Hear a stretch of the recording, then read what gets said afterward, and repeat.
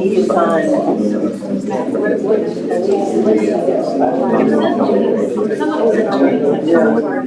Maybe not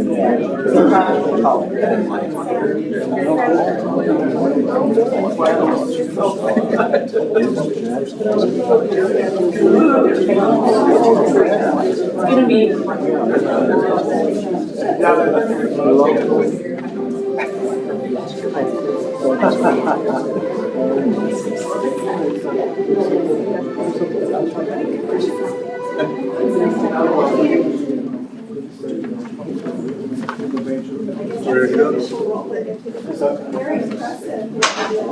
Good evening, everyone, and welcome to the regular meeting of the City Council of University City, Texas.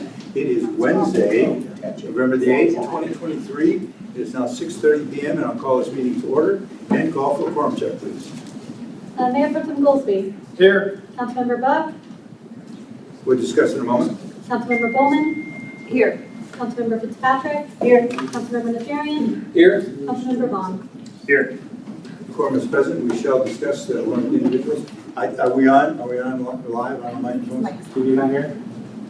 I can hear ours, but I don't hear his. Okay, could you guys hear me in the back all right? Okay, all right. We're live streaming now, and that's why you saw the little intro. That's how it'll be for most of our meetings, so we get an introduction before the council meeting actually begins. So if everybody, can you hear everyone else on a voice check as well? Okay. Even though it might not turn on, mine does not turn on. Oh, there it is. Okay, now we're on. Hey. We're ready and we're rolling. All right, so first item this evening is certainly to excuse the absence of one of our members. Councilmember Buck is on the beach in Belize. Okay, that's about all I can tell you. He's got well-deserved vacation. So he and his bride are having a great time down there. So Buck on the beach in Belize, it's the only way I can describe it. So we do need to give him permission to be there. I will definitely give him permission and say aye to that. All right. There's a motion and a second by Mayor Pro Tem Goolsby. So any other discussion? All right, call for the vote, please.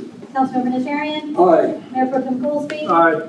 Councilmember Bulman. Aye. Councilmember Fitzpatrick. Aye. Councilmember Vaughan. Aye. Okay, the motion passes. The invocation this evening will be given by Councilmember Vaughan. Lead us in the pledges afterwards, so that everyone please stand.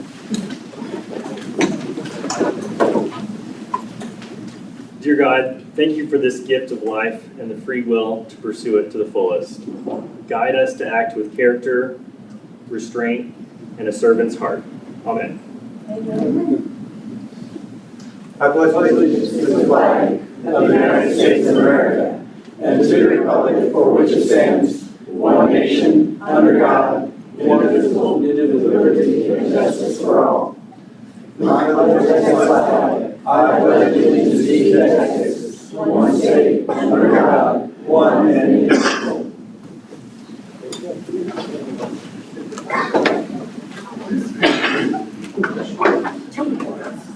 You may have noticed that there are a couple of other guests right in front of us this evening as well. Last Monday, they had a very nice opportunity for kids to come in here and walk around City Hall. All the hallways were decorated specifically in Halloween, and up here, this is what the kids saw when they came in here. So, if you were wondering what that was, that's what it is. And each one of the council members, myself, all had the opportunity to decorate our own skeleton. So, we're all responsible for that, whatever ones you see. Okay. All right. And there's also a slight change you can see on the agenda. A lot of you that have attended meetings in the past, we have revised the agenda schedule a little bit. We learned some things and got some suggestions from the latest Texas Municipal League annual meeting. And I think we're going to give it a try and see how it works. It should help streamline the process. So let's give it a try tonight, and then we'll go from there. So the first thing we have actually are our announcements. And you can see that if you see the respect items not listed on the agenda, members may report on items. And this is where council will interact. Members may also request specific information or recitation of an existing policy from staff or request placement of items on the agenda. So start out right now with an announcement by our city manager. Thank you, Mayor. I have 4 events I'd like to bring to your attention. One, Tuesday is our volunteer appreciation event at the golf course. starts at 5:30, and we look forward to seeing all of you there. After that, obviously, we start worrying about everything snow, snow, snow, Christmas, Christmas, Christmas. So December 2nd is snow day at the library. That is a family event. We hope that everyone can join us there. And then Tuesday, December 5th is the Christmas tree lighting. I know that some of you have items planned, but we'll work with you on that. And then lastly, I want you to let you know that on December 8th, which is a Friday, we have our neon golf, which is nighttime golf at the golf course. And that is open for anyone in the community to join on that particular day. Thank you, Mayor. Very good. Okay. The next item is mine, and I would like to introduce the person that handles our Parks Partners group to make a special announcement, a couple of presentations. So Ms. Lori Putt, would you please come up, ma'am? Thank you, Mayor, Council, City Manager. My name is Lori Putt. I live at 114 Foxglove. I know no one's heard about the pumpkin patch, but I'm here on behalf of, we sponsor it. We are the hosts of the pumpkin patch, but it's run by the community. It is handled by the community, but it all settles down on Ollie Schaefer's head.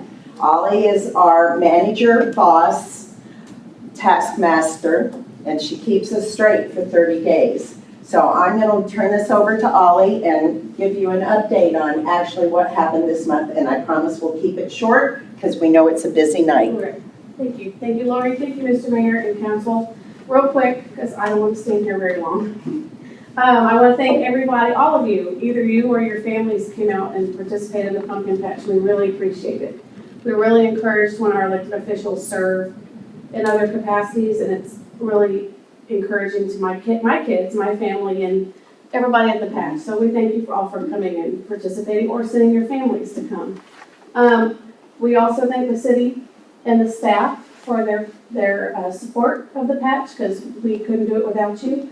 I'm excited to share all of our statistics for this year. Really briefly, I want to say that Parks Partners operates the pumpkin patch, and we have 25 different nonprofit groups that work it. Each day, those groups that work receive the funds from their sales, a portion of their sales, as a compensation for their work. And let me tell you, those groups earn every penny. They move hay, they move pumpkins, they move pallets, they take photos, they greet people, they carry pumpkins to people's cars, and they earn every penny. This year, we had awarded more than 420 community service hours to students from the local schools, and we awarded that and more probably to our volunteers and our residents and the local businesses that come out and help, that we don't track. We could not do this without our volunteers. We had 6 groups come out and help us set up the patch, which took a lot of the work off of us, because usually it's 5 or 6 of us, and we spend hours and hours setting up. And so we spent 2 days and set up almost everything with groups, and it was great.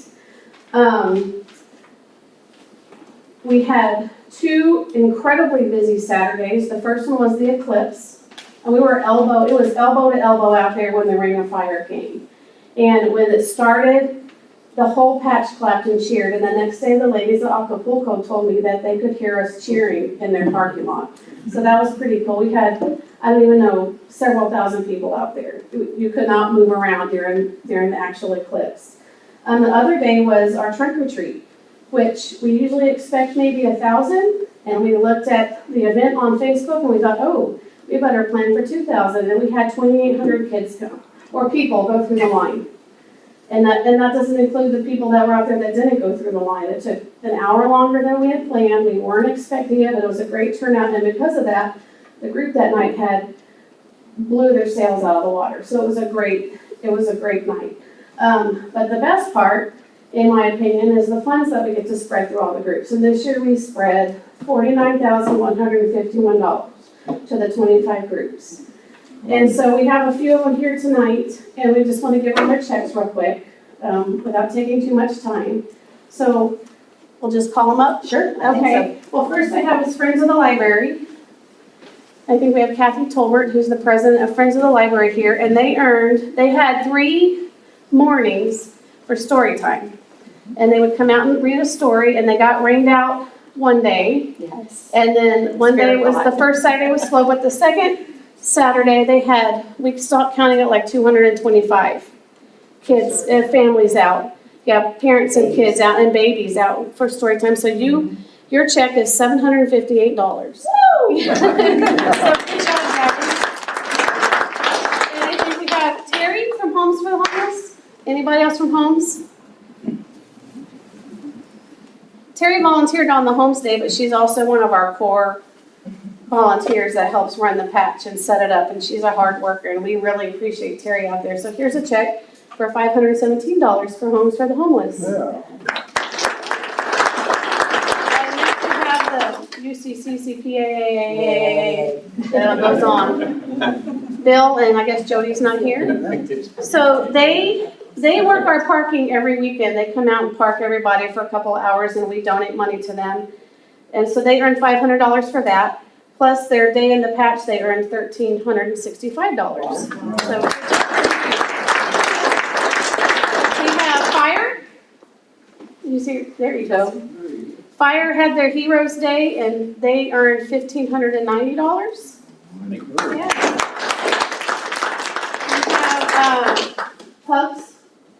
Christina Fitzpatrick runs the Pugs Rescue of Boston. Yes. And so they came out, but I don't know what the amount is because she didn't write it on here, so. Open it up. It was a lot. It was a lot. Yeah. They had a really busy Sunday. 50,000. $2,271. Wow. Randolph Field comes on every Thursday, and they bring the hardest working group of kids, and they got rained out this year a couple days, but they got $619. But they also worked 3 shifts on setting up. That's right, they did. So they got They paid sent for 4 that, groups too. out to work hard on our setup and sent groups, and they got a donation from us for that. That's not included in that number. And the last group is our record group this year, the Spicy Ketchup, who's coming up for that. Spicy Ketchup for Charlie. like a 12 or 14 hour day at the patch that day because trunk or treat lasted so long. But because of that, they get $3,116. Yes.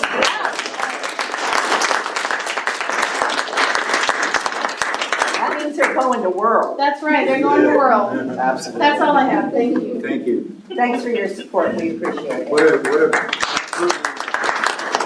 absolutely successful event that has just blossomed over the years. And I want to personally thank members of the council that participated in it too, because coming in and out and just being there while it's going on makes a lot of difference to a lot of people. I thoroughly enjoyed the times that I was out there. I saw Paul many times in the parking lot with Bill, getting the traffic direction, and it was really awesome. And I'd like to real quick say, in March, we're having a purse bingo, so we're still raising money for you, Randy.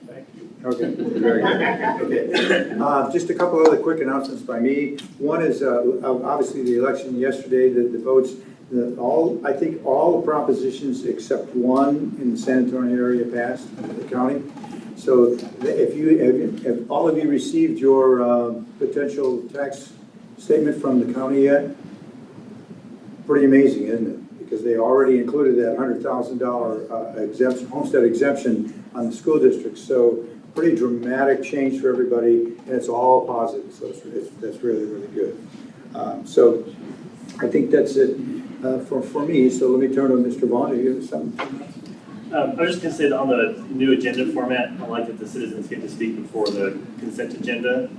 And just shout out to Brandon from Public Works for driving the float on Saturday and not having any injuries. Yeah, we all, us on the float, we survived. Okay, Christina? I was just going to say it was an honor to participate in the Veterans Parade and kind of recognize so many people in our community that have served. And the patch was a great experience. It was so nice seeing the community come out and interact and have so much fun, and new people coming and people that have come back and made it part of their family traditions. It's really an honor to be a part of it. And then also we are talking about, one of the things that we do out there is community coffee on Thursdays. And one of the things that we're trying to do is figure out a way where we can continue that maybe through the winter months, where we can get together and have coffee together and kind of visit for a while on a Thursday. So more information to follow on that. Thank you. Thank you, Mr. Mayor. Yeah, I really enjoyed the pumpkin patch. A lot of people showed up. One thing that does get on me, you're putting up the Christmas tree already, and it hasn't been Thanksgiving. The biggest thing is they're ruining the lines. I spent lots of time painting. But anyway, so goes that. And also, I just want to bring up, I do like the flow of this new format. The only thing that I see that I would change, and I believe Mr. Vaughan brought it up, is I would like to see the city managers, all the announcements, mayors and council members' announcements after citizens to be heard, because I believe a lot of times when we have citizens to be heard, we give our comments at the end, and sometimes those citizens that were here are not here to see that or to hear that we have responded to something that they have brought up. And this way would give us an opportunity to do that right after. So I think that would, I personally think that would flow better. That's all I have. Thank you, Mr. Mayor. Again, this is a work in progress. We're all taking a look at it. Yeah, I second Najarian's thoughts on that too, just switching that small thing, but I do like the new one and I like the way it is. I also enjoyed the pumpkin patch and we had a lot of fun doing trunk or treat, but we also had a ton of fun doing City Hall. I thought that was hands down one of the coolest things I've ever seen. I can't believe the amount of time and effort that went into those hallways, like absolutely phenomenal. You could tell that everyone had so much fun doing it, and I just thought that was really cool, like good office camaraderie, and the kids all loved it. And I liked that it wasn't scary. Like, I think there was something really special about that like, you had tiny kids who got to actually enjoy it, and it wasn't scary or spooky, but it was really, really cool. So like I said, I'm pretty sure this was our first year doing it. I hope it continues, because I had fun passing out candy, and it was really cool to see just all these little kids just bounce through it and come up and say how awesome it was. And I just thought that was really cool. So that's it. Thank you, Mayor. Great job on the pumpkin patch. Y'all rock every year, and every year y'all just outdo yourselves from the previous year, so y'all are just awesome. I'm gonna just piggyback on that. That was the coolest thing from a guy who loves Halloween, if you can't tell. I just loved what y'all did, and it was exactly as she stated. It wasn't too scary for the littles, and it wasn't even for those of us that are bigger and aren't going to get scared of anything. It was really cool, and I enjoyed every bit of that hallway. So great job. Please do it again next year. Thank you, Mr. Mayor. Again, I think this is one of the reasons why we moved this up here. It gives, especially you in the audience, gets you a chance to hear what council has to say and the city manager has to say, because normally that was at the very end of our meetings, which sometimes we have the audience has had to leave for whatever reasons. So this gives you a chance to hear from us right up front, so that you don't miss anything that's going on, even though we're live streaming. Okay, so let's move on now to our next item, which is citizens to be heard. You can see it's provided for citizens to address council on issues or concerns. Informative, no discussion or action is going to be taken at this time, but we do welcome everybody's comments. So one individual has signed up this evening, and that is Mr. Bernie Rubo. Got my timer, Mr. Mayor, so hopefully there'll be improvement there too. Put it on the screen for you too, sir. Mr. Mayor, honorable council members, city staff, just a quick comment on the public discussions that are coming up. As you know, I've been a regular attendee at city council meetings, and generally what we see is that there's a first presentation PUD and look of the PUD project, and things look great, they're tweaked. There's a second presentation, and things kind of get modified, not quite what was expected. And then there's often another presentation where it's even lesser, a lesser value than the very first value. And I just let council know that I can appreciate seeing that trend fairly consistently. And also with regard to the particular part this way to discuss, I noticed that there's a land for sale sign there, and I'm hoping that doesn't interfere with the projected development that was supposed to be there that council was so enthusiastic about. And I didn't start the timers for usually. Okay. I'm going to come to just one other item tonight. And again, I'll state a statement from the city manager. Operationally, over the last 4 years, the golf course has been able to sustain itself. And the last time at City Council, I presented essentially the budgets for the audits for those 4 years, which shows that doesn't appear to be true. And I'm trying to seek some clarification on that. And then, and I also thank the city, particularly Kim, for getting the budget online. It's easy to see. That being said, I printed you off a couple of pages here that have to do with golf course. And essentially, when you look at what council has approved, if you take away the venue tax, the hotel tax, and however the billboard $80,000 fee into the golf course, I still don't understand that. But in any case, that's $1.3 million, which means just in looking at the summary of expenses and revenue, the city is actually paying for 31% of golf course expenses through taxes and these sundry funds. The kicker is that doesn't include salaries. So, and the other things that are going on, including the $1.123 million in golf course repair of hole number 8 and 9 type thing. So basically, I'm just confounded by this statement, and I've sought clarification, and I'm seeking clarification from the mayor and council. Thank you very much for your time. Thank you, Mr. Rubel. Okay, as my custom is I will offer anyone else to speak to council that hasn't had a chance, didn't sign up this evening. If not, we'll go ahead and conclude our citizens to be heard section. Move on now to what we now call staff reports and other discussion items. You can read it. Not expected to require action and generally informative. However, any item in this section can be acted on without further notice or with consent of the mayor after the request of any council members. So let me turn it over to our city manager. She'll give us her report. Thank you. The first item obviously is the cover sheets and the agenda, and you've spoken to that. Our process as a staff is trying to reduce the amount of stuff that you need to read. So that's why we're doing a little more comprehensive cover sheet, and then also to reduce the amount of time that you have to have discussion within the city council meeting. So we'll play with it for a while until we get just the right formula, and then we'll see how that works. As you know, we did end up having to cancel one council meeting because we were having nighttime court, but that was through part of our warrant reduction campaign, which was very successful for our first time. We had 178 people who responded to our program. 28 of them paid their warrants off in full. 150 of them were set up on payment plans where they can pay, they signed a contract, they pay $100 a month for their warrant.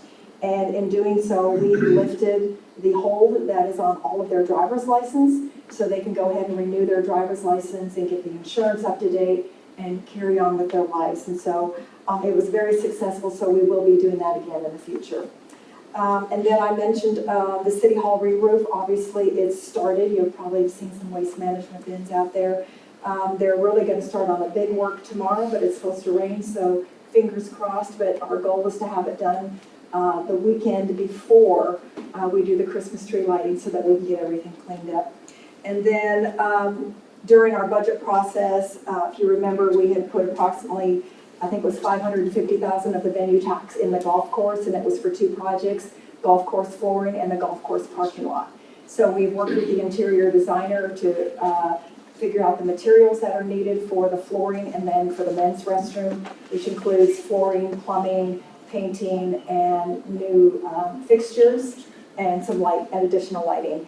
That is the estimate that we have right now is $225,000. That doesn't include an 18% contingency fee. The reason it's at an 18% is because once we rip the carpet up, not on the concrete side, but on the side where they have the plyboard, we did not know the condition of the plyboard, so we bumped up the contingency in case we needed to cover some of that. So if council is amenable, we're ready to go out with our formal RFP so we can get our 3 written bids. I just need a consensus from you to move forward. I think you got all kinds of consensus on All right, this. thank you. That's a lot, Mayor. Thank you. Okay, very good. Anything else by council related to these items that were presented? All right, good, let's move on. Next item we have is our consent agenda. As you can see, all matters listed in this item are considered to be routine by council and enacted by one motion.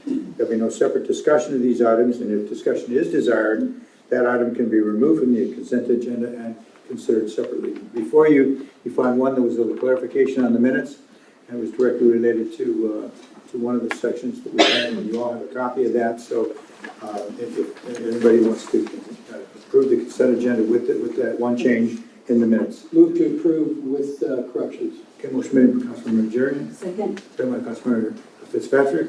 Any discussion further, anybody? All right, call for the vote then, please. Councilmember Najarian. Aye. Councilmember Fitzpatrick. Aye. Mayor Pro Tem Goolsby. Aye. Councilmember Bulman. Aye. Councilmember Vaughan. Aye. The motion passes. We move on now to our action items for the day. We're going to go into executive session in a minute here, and hopefully they'll be very quickly. But we do need to do this, so just be patient with us. It's pursuant to Texas Government Code 551-0711 regarding consultation with attorneys to seek legal advice in connection with pending litigation, clause number 2021 C18486, Robert Stout et al. Versus City of Universal City. And then we'll reconvene after that. So let's go into our session now. It is now 6:55. We'll be back as quick as we can. Thank you.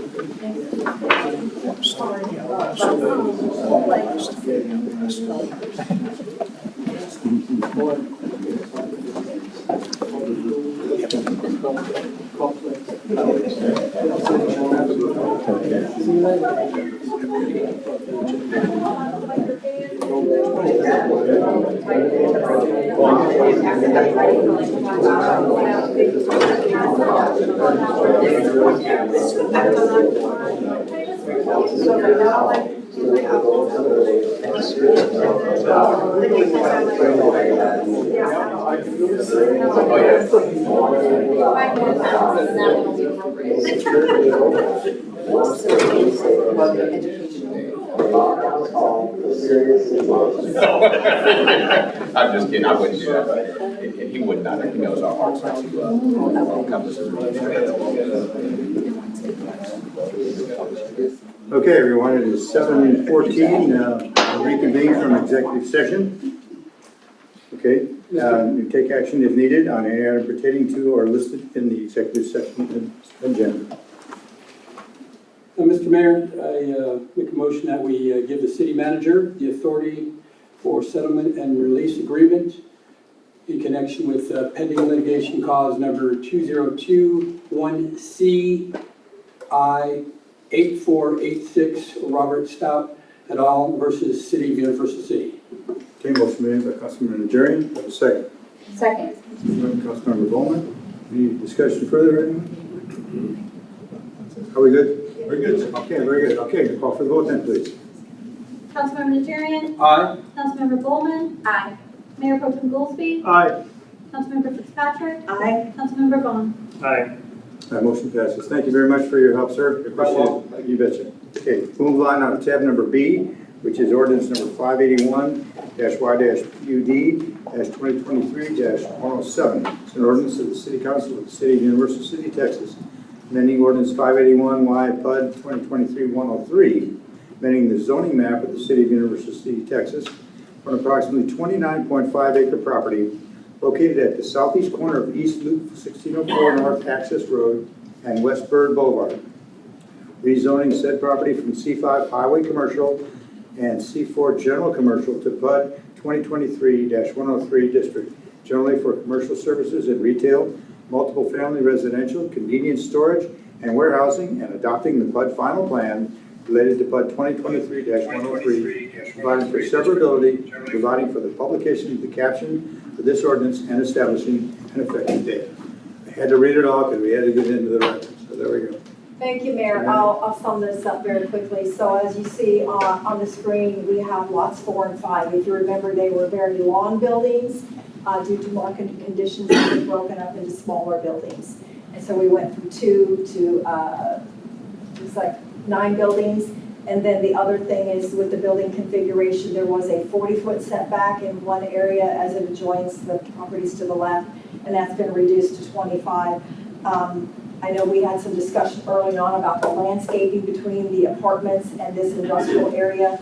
Now that they've done their grading, they're recognizing that the apartments actually will sit higher than the industrial area, so they're going to move all the landscaping over to the apartment side so that they still have all the visual screening that they need from the industrial.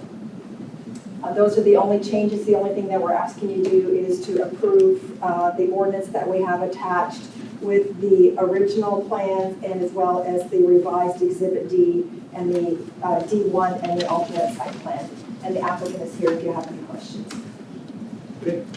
For discussion. Move for approval. There's a motion made by Member Goolsby, second by Councilmember Najarian.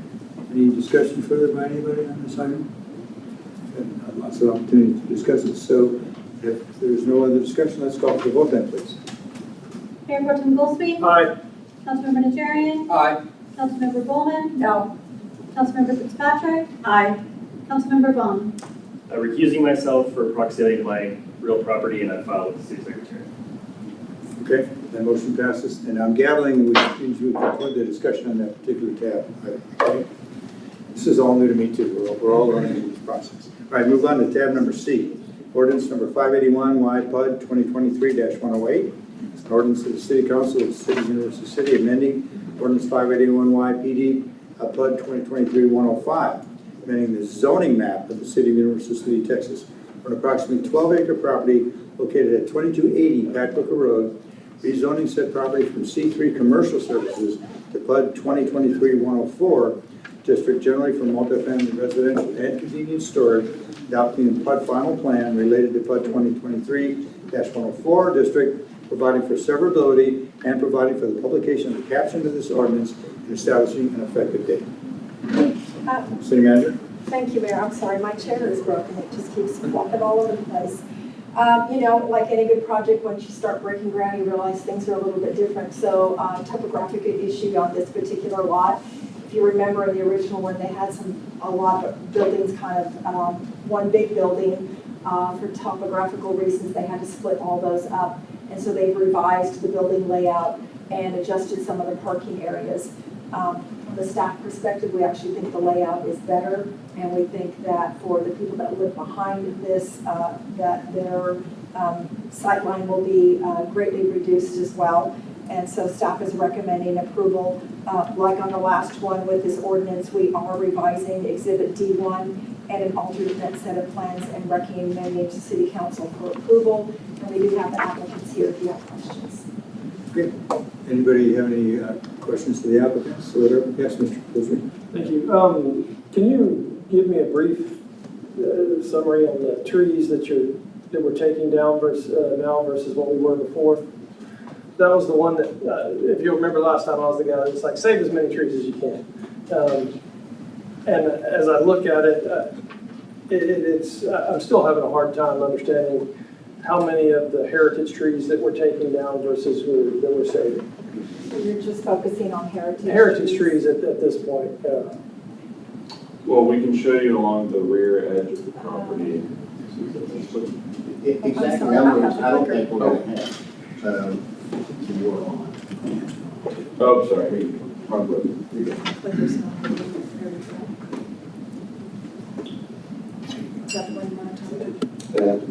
Actually, a little bit further.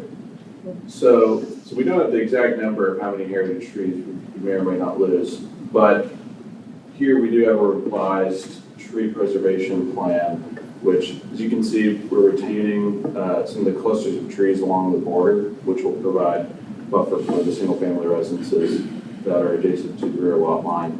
And so those will go unchanged, although, let's see, over here, same thing. We have 2 trees over here that we'll be retaining as well. I don't know if you want to talk about the new plans. Yeah, if I'm sorry we don't have the number. There's a significant amount of trees out there, and I can tell you we're going to save all that we can, but there are going to be a significant number of them that are lost too because of grading and where the buildings go. I could go back to post the back. Okay. If I can step Yes, go over right here. ahead. Sure, let's step over to that if you want. Yeah, well, we're doing this. The thing that triggered our wanting to change this was that accessibility units that were accessible is important. And by the other site plan that we had, we would lose about 60% of those accessible units. You could still get to them, but you had to go up and down stairs, so they weren't accessible, in my opinion. By changing it this way, we went from 4 buildings, because there was one big one, these 2 were one building. What this does is it flattens all the first floors out again, like we thought we had the first time, so that these are all first floors are accessible, which is very key to us and to tenants here, we believe. And what that did was it allowed us to pick some of these trees up, which some of these are heritage trees, and leave them in place. Getting one thing this site plan did though is it pushed this parking back further against the fence. In the initial plan, had this many trees back here, but we wanted y'all to know, one, why we're changing is because of the accessibility.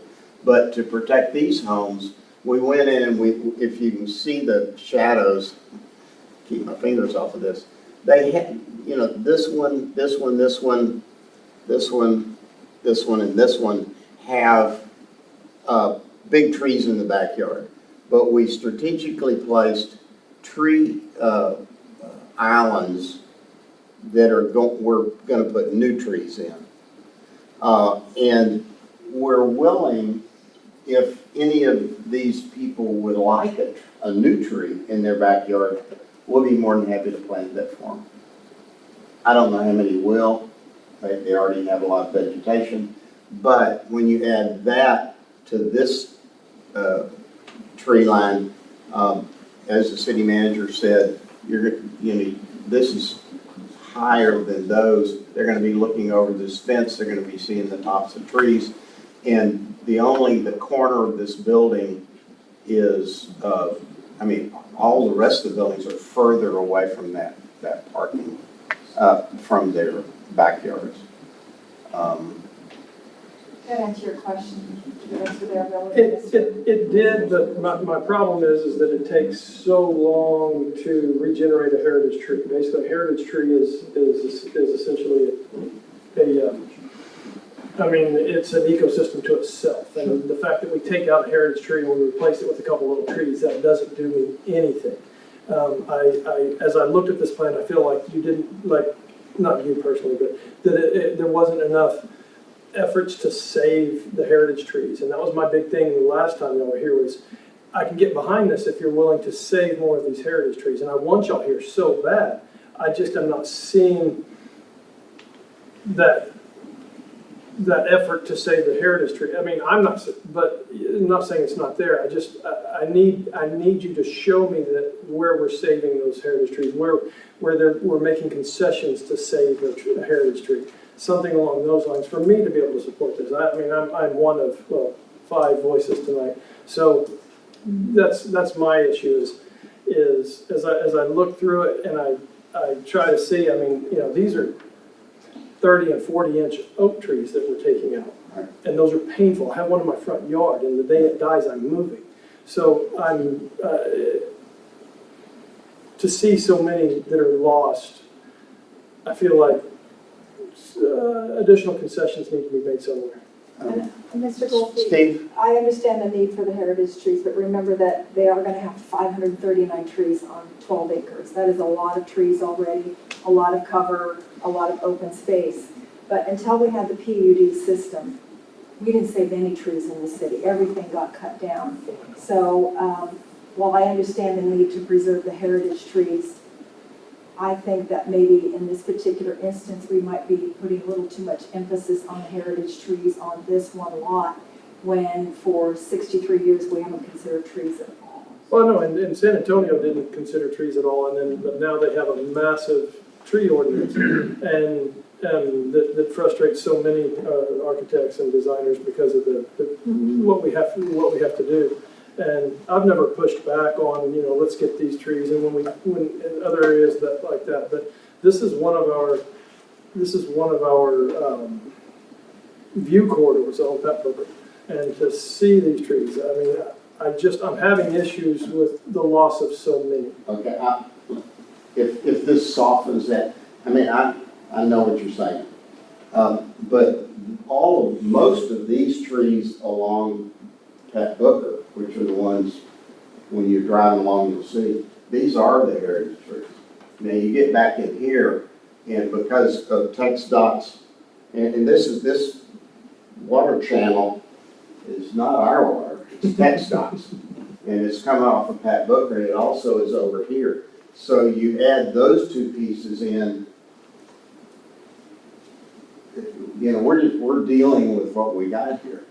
Stephen Jackson's our architect, and he was instrumental in laying this out. Can you talk about how important your studies were to get to this site plan to save as many of the trees as possible? Sure, thank you. As we have all projects, there's a tree survey conducted. They mark pretty much whatever the cities require. Sometimes it's 6 inches and above, sometimes it's 8 or 10 inches above. For a lot of the graphical purposes, we really just show trees that are usually around 15 inches and above.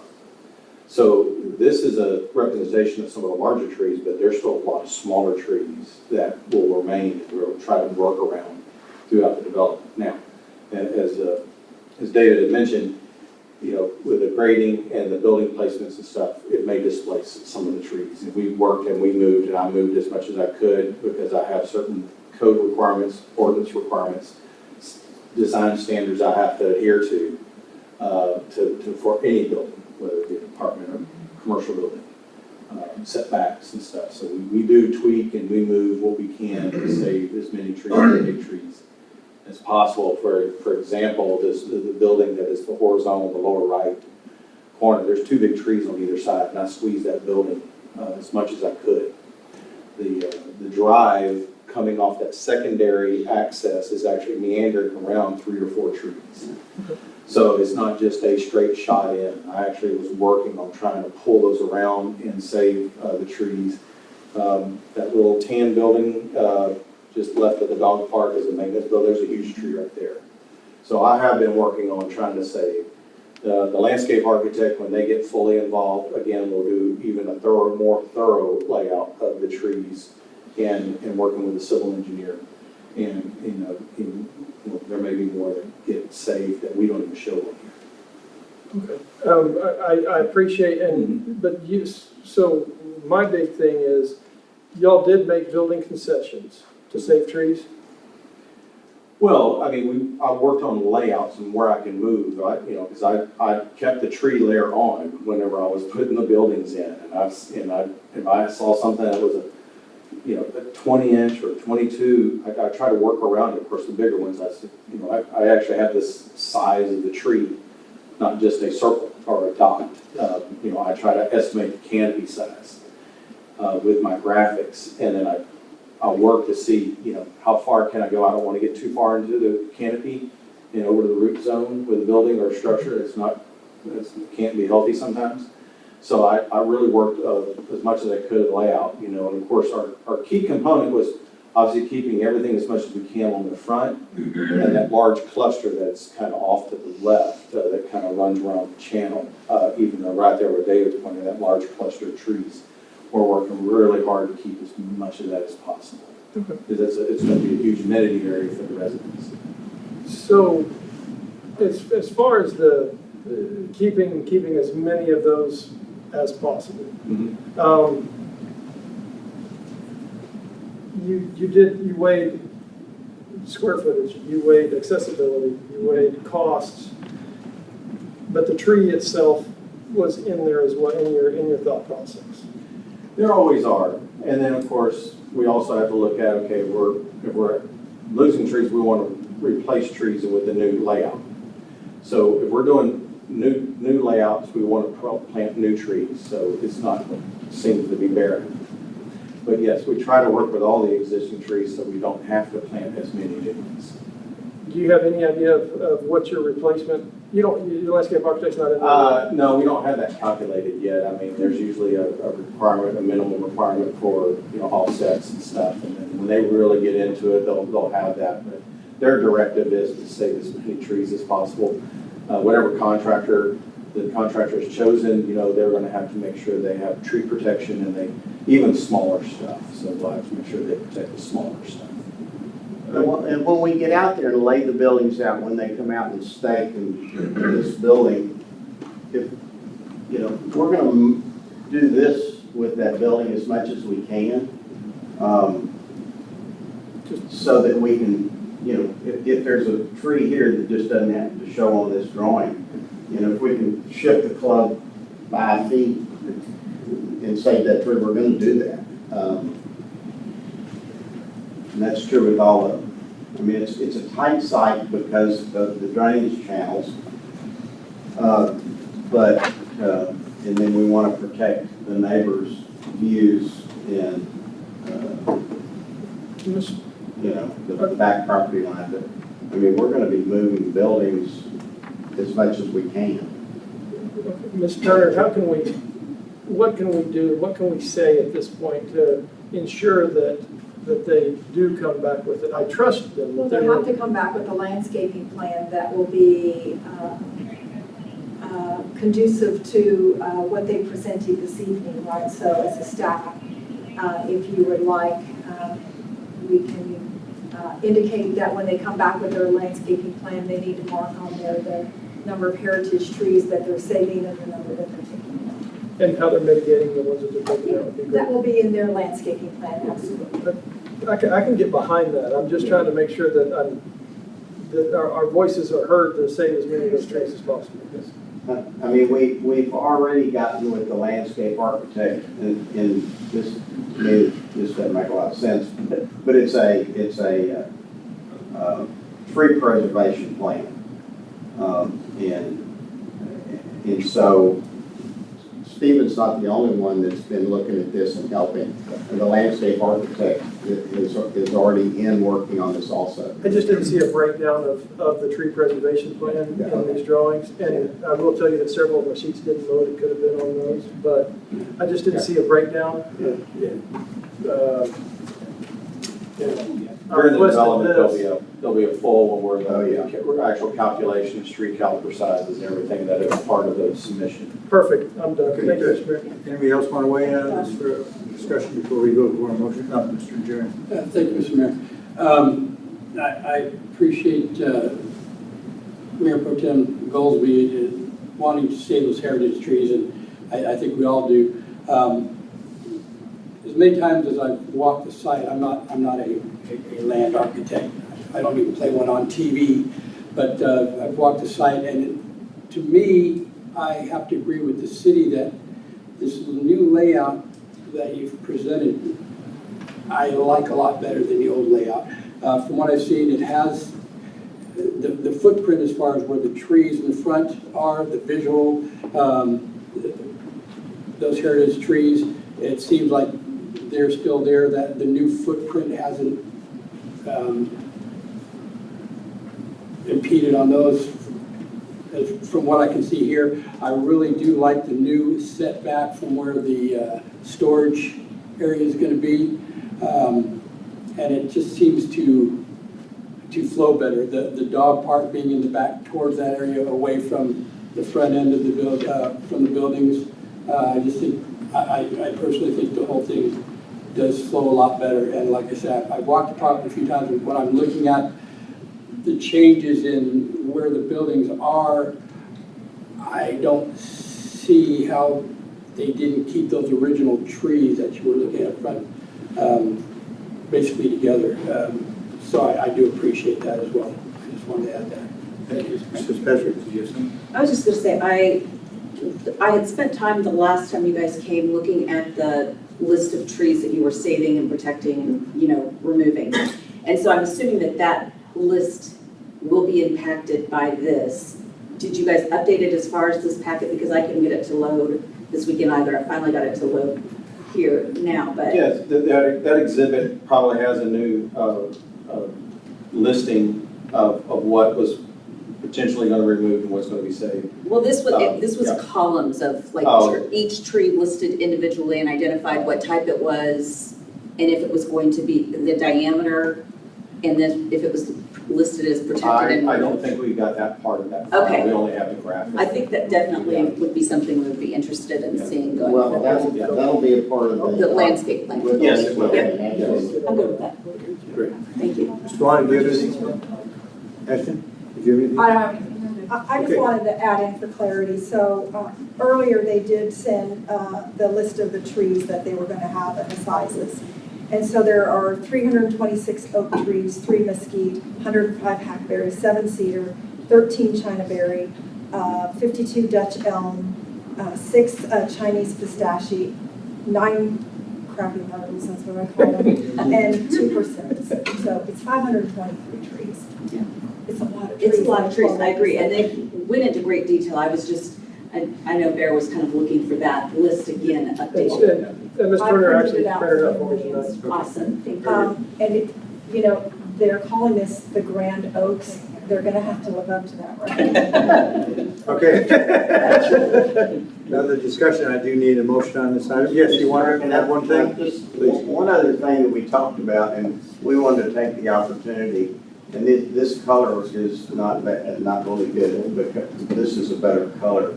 This is the clubhouse, and we said that we were going to mimic some things out of Randolph Air Force Base, and the colors, including the barrel tile roof, are going to pick up from Randolph. In the building, we put in eyebrows for that also. And then on the front, there will be a fence, and the fence columns will mimic the columns that are at Randolph. So that was specifically something that planning and zoning asked for. But we said that all along that we were going to change that. We just wanted to demonstrate that we did. Okay, very good. I need a motion and a second. Move to approve. Councilmember Najarian. Second. Second. Second by Councilmember Fitzpatrick. Any other discussion on this item? Okay, let's call for the vote then, please. Councilmember Najarian? Aye. Councilmember Fitzpatrick? Aye. Mayor Pro Tem Goolsby? Aye. Councilmember Bulman? No. Councilmember Vaughan? Aye. Okay, that motion passes. That concludes tab number C. Let's go down to tab D. Ordinance number 558-G-2023. It's an ordinance repealing in its entirety. Ordinance 568-F-2022, curfew for minors under 17 years of age, and repealing any enforcement procedures or criminal penalties related thereto. Repealing Article 5, curfew for minors, Section 2-7-60 through Section 2-7-63 of the Universal City Code of Ordinances accordingly, and setting an effective date. So, City Manager? State laws requiring everybody to repeal their curfew ordinances. This ordinance does that, and so it takes it off our codes and makes us compliant with state law. That's it. Move to approve. Okay. Second. Motion made by Councilmember Najarian. Do I have a second? Second by Councilmember Goolsby. Discussion, anyone? All right, this is the new requirement. Okay, call for the vote then, please. Councilmember Najarian? Aye. Mayor Pro Tem Goolsby? Aye. Councilmember Bulman? Aye. Councilmember Fitzpatrick? Aye. Councilmember Vaughan? Aye. Okay, that motion passes. We'll move on now to tab number D, to E. Ordinance 542-E-2023. It's an ordinance by the City Council of the City of Universal City amending certain sections of the Part 3 Activities Regulated, Chapter 3-1 Health, Article 2, food and establishments, to remove certain definitions and repeal requirements for a food manager health card, amending the code of ordinances accordingly and setting an effective date. Ma'am? Thank you, Mayor. Tab E, F, and G, all three, same item, again, repealed by state, so we'd like to get our books cleaned up. We're asking that you approve all three ordinances. Thank you. Move to approve. All right. I've got a motion to approve. Second. Tab E, and second by Councilmember Bulman. Any discussion on the rest? All right, let's call for that vote then, please. Councilmember Fitzpatrick? Adjournment. Oh, I'm sorry. Aye. Councilmember Bulman? Aye. Mayor Pro Tem Goolsby? Aye. Councilmember Fitzpatrick? Aye. Councilmember Vaughan? Aye. Okay, that motion passes as well. Move on to tab F. Again, as the city manager mentioned, these are items that are requirements. Ordinance 361-AG-2023, ordinance amending ordinance 361 and Article 4, fees and charges for license, permits, inspection certificates, services, appeals, and other official action, section 1-4-40, schedules and its code of ordinances, repealing certain sections and paragraphs accordingly, providing severability, and setting an effective date. Move to approve. Second. Motion made, Councilmember Bowman, second by Mayor Pro Tem Goolsby. Discussion further, anybody? All right, call for the vote, please. Councilmember Bulman? Aye. Mayor Pro Tem Goolsby? Aye. Councilmember Fitzpatrick? Aye. Councilmember Najarian? Aye. Councilmember Vaughan? Aye. Okay, that motion passes as well. Move on to tab number G, ordinance number 168-D-2023. An ordinance repealing in its entirety ordinance 168, 168-B-94, 168-C-214, related to the issuance of local alcohol permit and restrictions on the location of businesses that sell alcohol in Chapter 3-3, Article 2, alcoholic beverages of the Universal City Code of Ordinances, and repealing any fees, enforcement procedures, or penalties related thereto, and setting an effective date. Move to approve. Second. Councilmember Bowman, second by Mayor Pro Tem Goolsby. That's how long Dick was here. I'm feeling old, man. Okay, motion's been made and seconded. Any other discussion? I like the levity, that's good. Call for the vote, please. Councilmember Bulman? Aye. Mayor Pro Tem Goolsby? Aye. Councilmember Fitzpatrick? Aye. Councilmember Najarian? Aye. Councilmember Vaughan? Aye. Motion passes. Okay, let's move on to tab number H, and that's a 2024 election of Bexar County Appraisal District Board of Directors.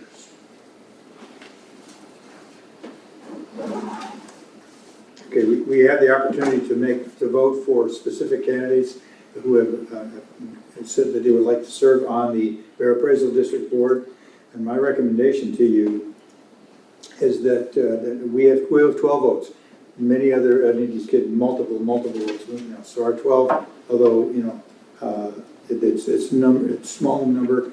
I'd like to recommend Dr. Ariana Rocha Garcia from the city of San Antonio.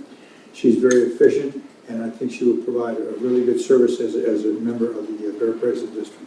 So my recommendation to you all is that we cast our 12 votes for Councilmember Rocha Garcia of San Antonio City Council.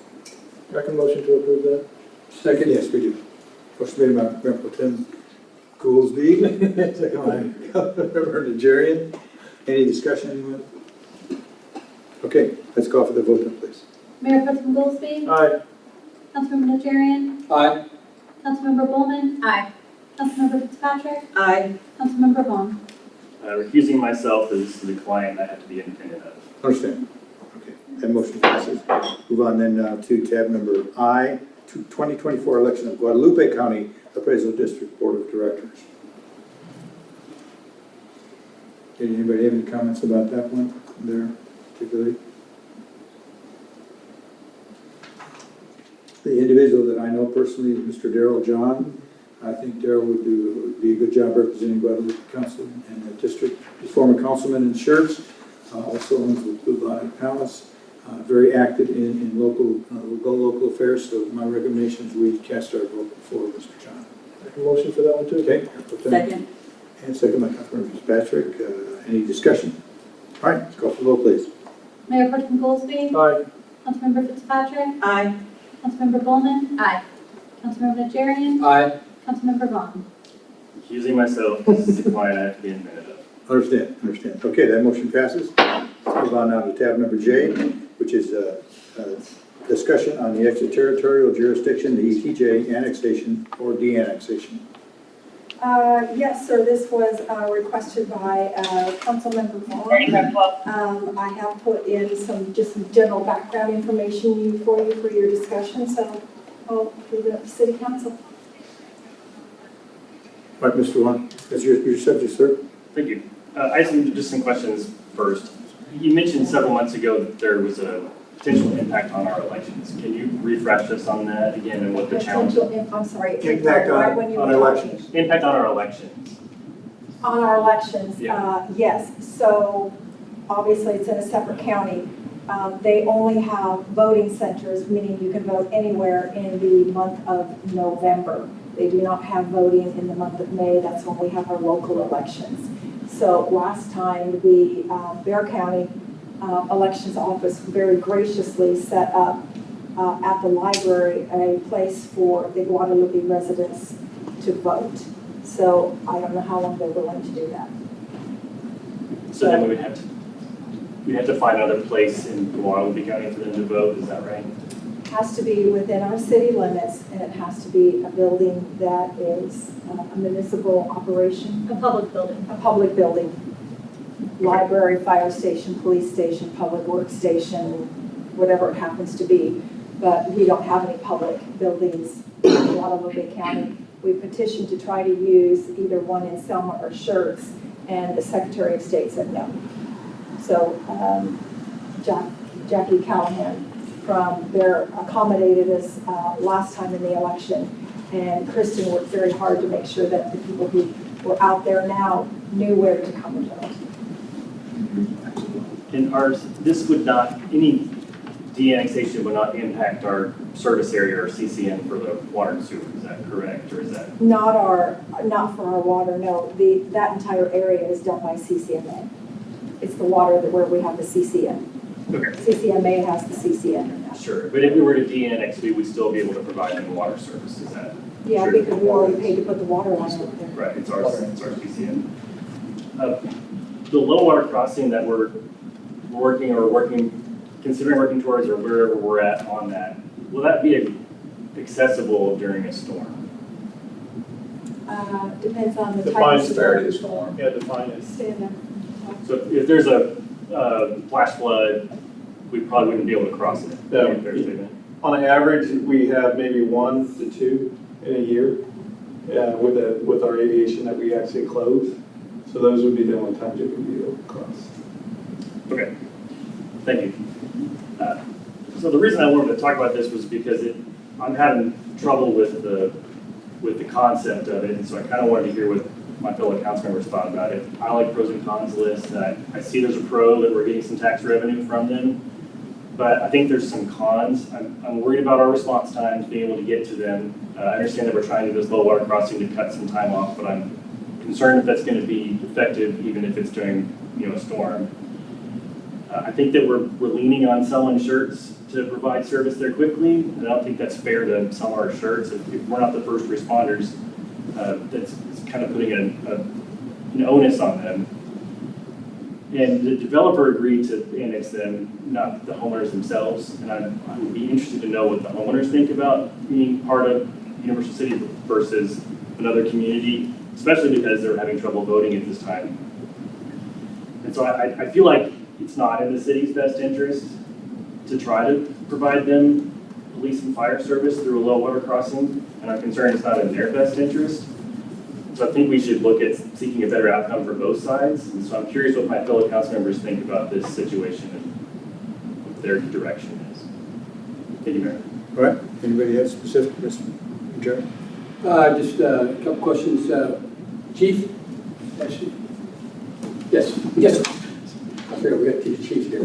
Yes, you have to clarify. Can you just go over our standard, give me a rundown of our standard response time here in the Universal City proper, and what the difference is that you see over there in the Guadalupe area? With that said, also what you see coming up, if there were problems with the ingress egress of over the river and that was shut down, what the response time might change? Sure, it's I wouldn't say negligible, but it's not that dramatic. Our response time tolerations are about 3.5 to 7.5 minutes, well below national standards, and we pride ourselves on that. Our citizens deserve to have us there quickly. Non-emergency response times are about 3.5 to 7 minutes, and this is consistent with that. Obviously, the land bridge there will expedite that and keep us down to that closer to that 3.5 mark. But even going around the 7-minute mark is still fairly within our tolerations.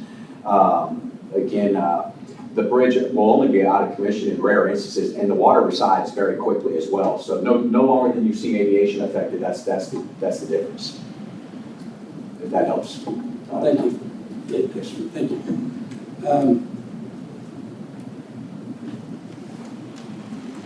Also, lost my train of thought there.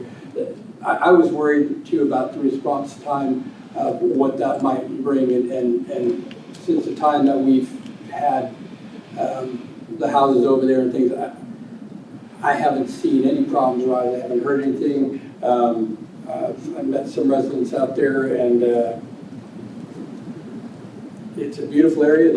They're happy to be there in Universal City. I haven't heard anybody griping about it. We've had that in our ETJ, that we've had that area. Well, since we incorporated. Since we incorporated, yeah. But again, I understand you're talking about the Orchard Park, which is 169 Orchard residences, Park. but you still have all that other property out there is yet to be developed. Right. Yes. Do we have development plans for it? Yeah, we've got a couple development plans for it. So you That have was more going to coming. That was going to be my next, not really question, but something to bring up is the fact that there is more potential for us out there. Again, we are landlocked. We're going to be, we are going to be built out here very quickly. That gives us one avenue, and I don't see the reason to. I would say, Mr. Vaughan, if you would get a consensus of the people that are in Orchard Park now to see how they feel about wanting, but other than that, I don't see changing anything on there. Well, you also have to consider the legal ramifications, which we have not looked at, of telling people that we're going to de-annex them. You know, they bought their houses with the understanding that they had city police, city fire, EMS service, code compliance, building officials, public works, attending to whatever their needs have to be. So, we signed a service agreement that we were going to provide all these services to that area when we annexed it. And they, bought their homes assuming that we were going to provide all those services. There are legal ramifications now for taking all of that away from them. Yeah, and my point being too that I just, with everything we've done in that area, the residents seem to like it. I don't see a problem with that. I'd be totally against de-annexing at this point unless it was forced to do it because they just didn't want it. I don't see that. If I recall, some years ago, we were approached to annex them, correct? I'm sorry, you mean the Orchard Park? Yes. The developers. The developers came The to it, yes. current owner and before he sold it to the It wasn't the developer. people, because there was nothing there yet, obviously. And we spent a lot of time discussing this particular issue. Right. And I think the final result from council was that this would probably be in the best interest of the city as long as we can provide the services that we need to provide. And we grilled you guys pretty heavily at that time. And so I think this is where we're standing right now. Mr. Mayor, I think worth noting on that is that how long has that subdivision been up and operational with folks? A year and a half, a little longer? 2 years. In the last 2 years, the only complaints we've received from them for services is that there's a need for traffic enforcement. And that's the only complaint we get anywhere. It's never been related to response time or our presence, just for what that's worth. 1518 goes like this. Yes, exactly. And people will run it. And on the roadway, if you're, and I apologize because not everybody was here when we had this discussion. So part of the discussion that we had on the roadway was originally that was meant to be a bridge that was going to be built up, and there was going to be free flow traffic from FM 1518 into Universal City, down Kitty Hawk Road, Sunrise Canyon, and then from there on. But one of the concerns that we had is, well, if it was just the residents that were using that, that would be fine, but how many other people that worked at the base or wanted to get over here would be cutting through all of the Universal City residential areas to get here.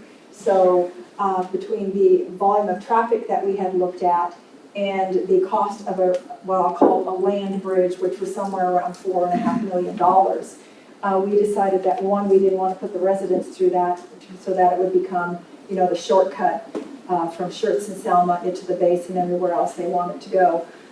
That's why we kind of backed off and did the low water crossing, because we know it's only for emergency access and people don't have to worry about somebody driving through their neighborhood all the time.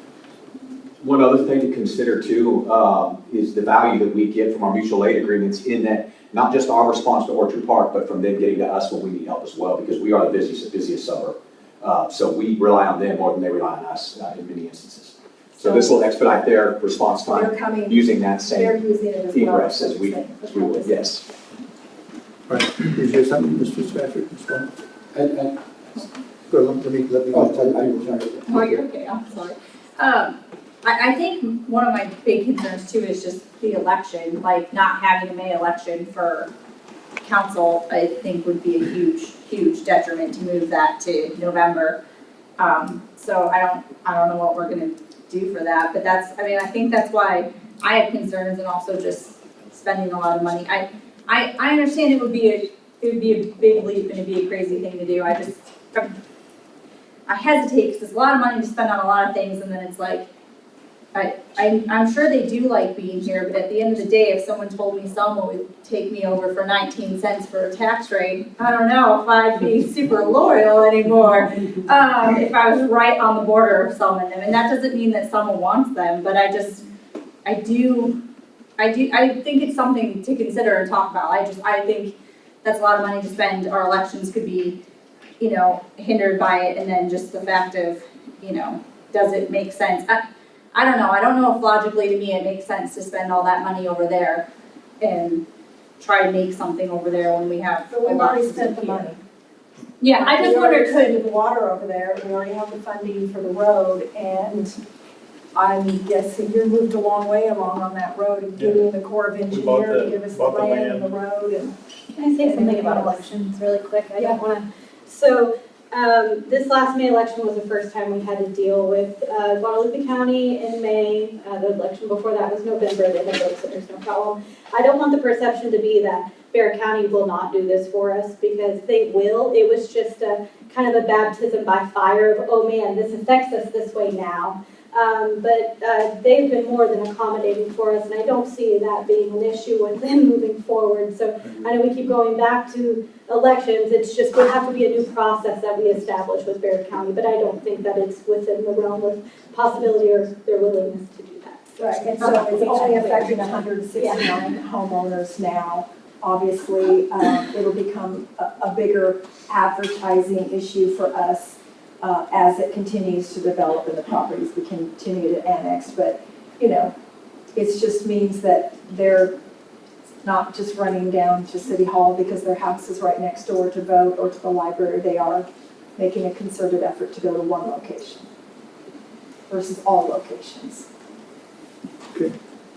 Goolsby, do you have anything? Oh, I just was gonna say, we could put a library annex over there somewhere and fix that, so. It's a joke.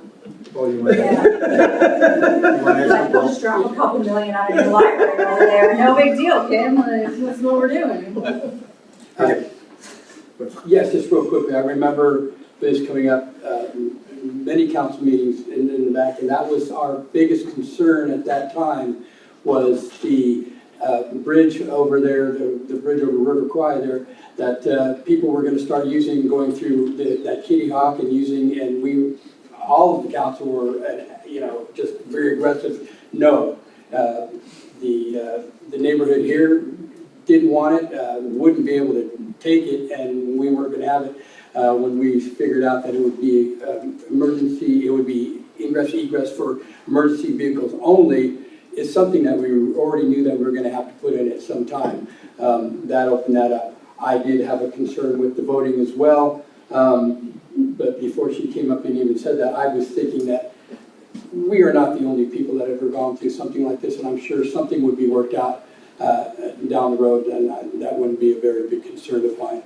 But I think it's that area there, and the potential for the future is a major asset to Universal City as a whole. Thank you, Mr. Mayor.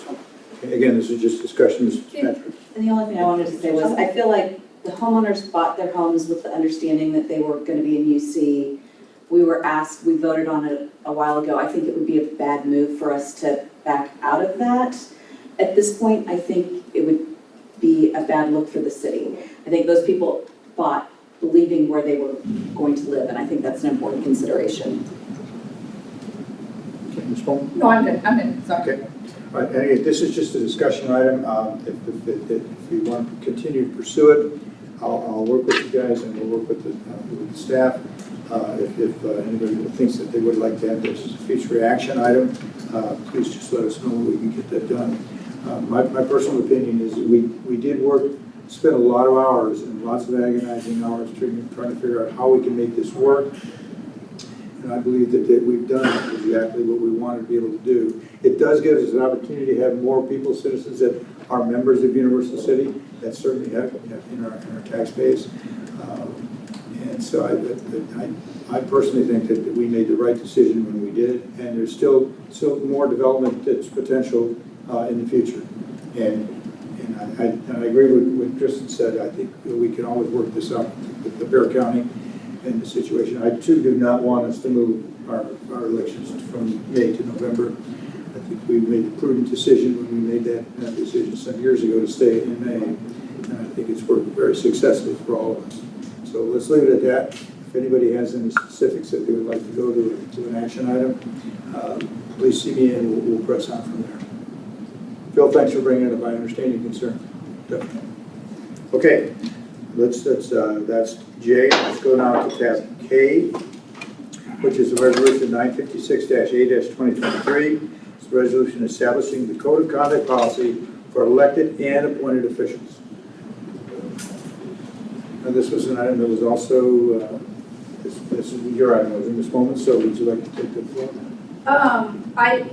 I'm not sure I'm gonna say this right, but I'm gonna try. I'm just saying, can we move to approve with the edits? But I realize that there's two of us on there, but we're essentially saying the same thing. So, is that possible, or do we have to be like more specific? I don't know that, I feel like the confidential information comment was probably, I think there's very little that's truly confidential. I think executive session is more of what that's impactful on. Or potentially city employee matters or something like that. Like I don't know that, I think that is defined, and I think it's a legitimate concern that we do have to keep executive session basically confidential, and I don't know if it would be good to maybe make that edit to that section. That things that we are told that are confidential. I mean, I don't think we need to get rid of it. I just am wondering, how do we make that so that it's acceptable? Because I don't know that. Okay, you're talking about the one section that's... It's 14. 14, yeah, okay. which is good. Is it okay to have a little bit more open discussion on these two since we're... Oh, yeah, absolutely. I was just going to say that my main objection to that is there's not really a definition. So if we can work in a definition of what confidential is that we all kind of agree with, then I would be fine with leaving it in. It's just a little bit too open-ended, so I would be afraid that one of us might have an open records request that we shared with somebody and then someone else says, oh, well, that's confidential. And so then how do you settle that if there's no definition of what confidential is? Okay. Sandy, do you have?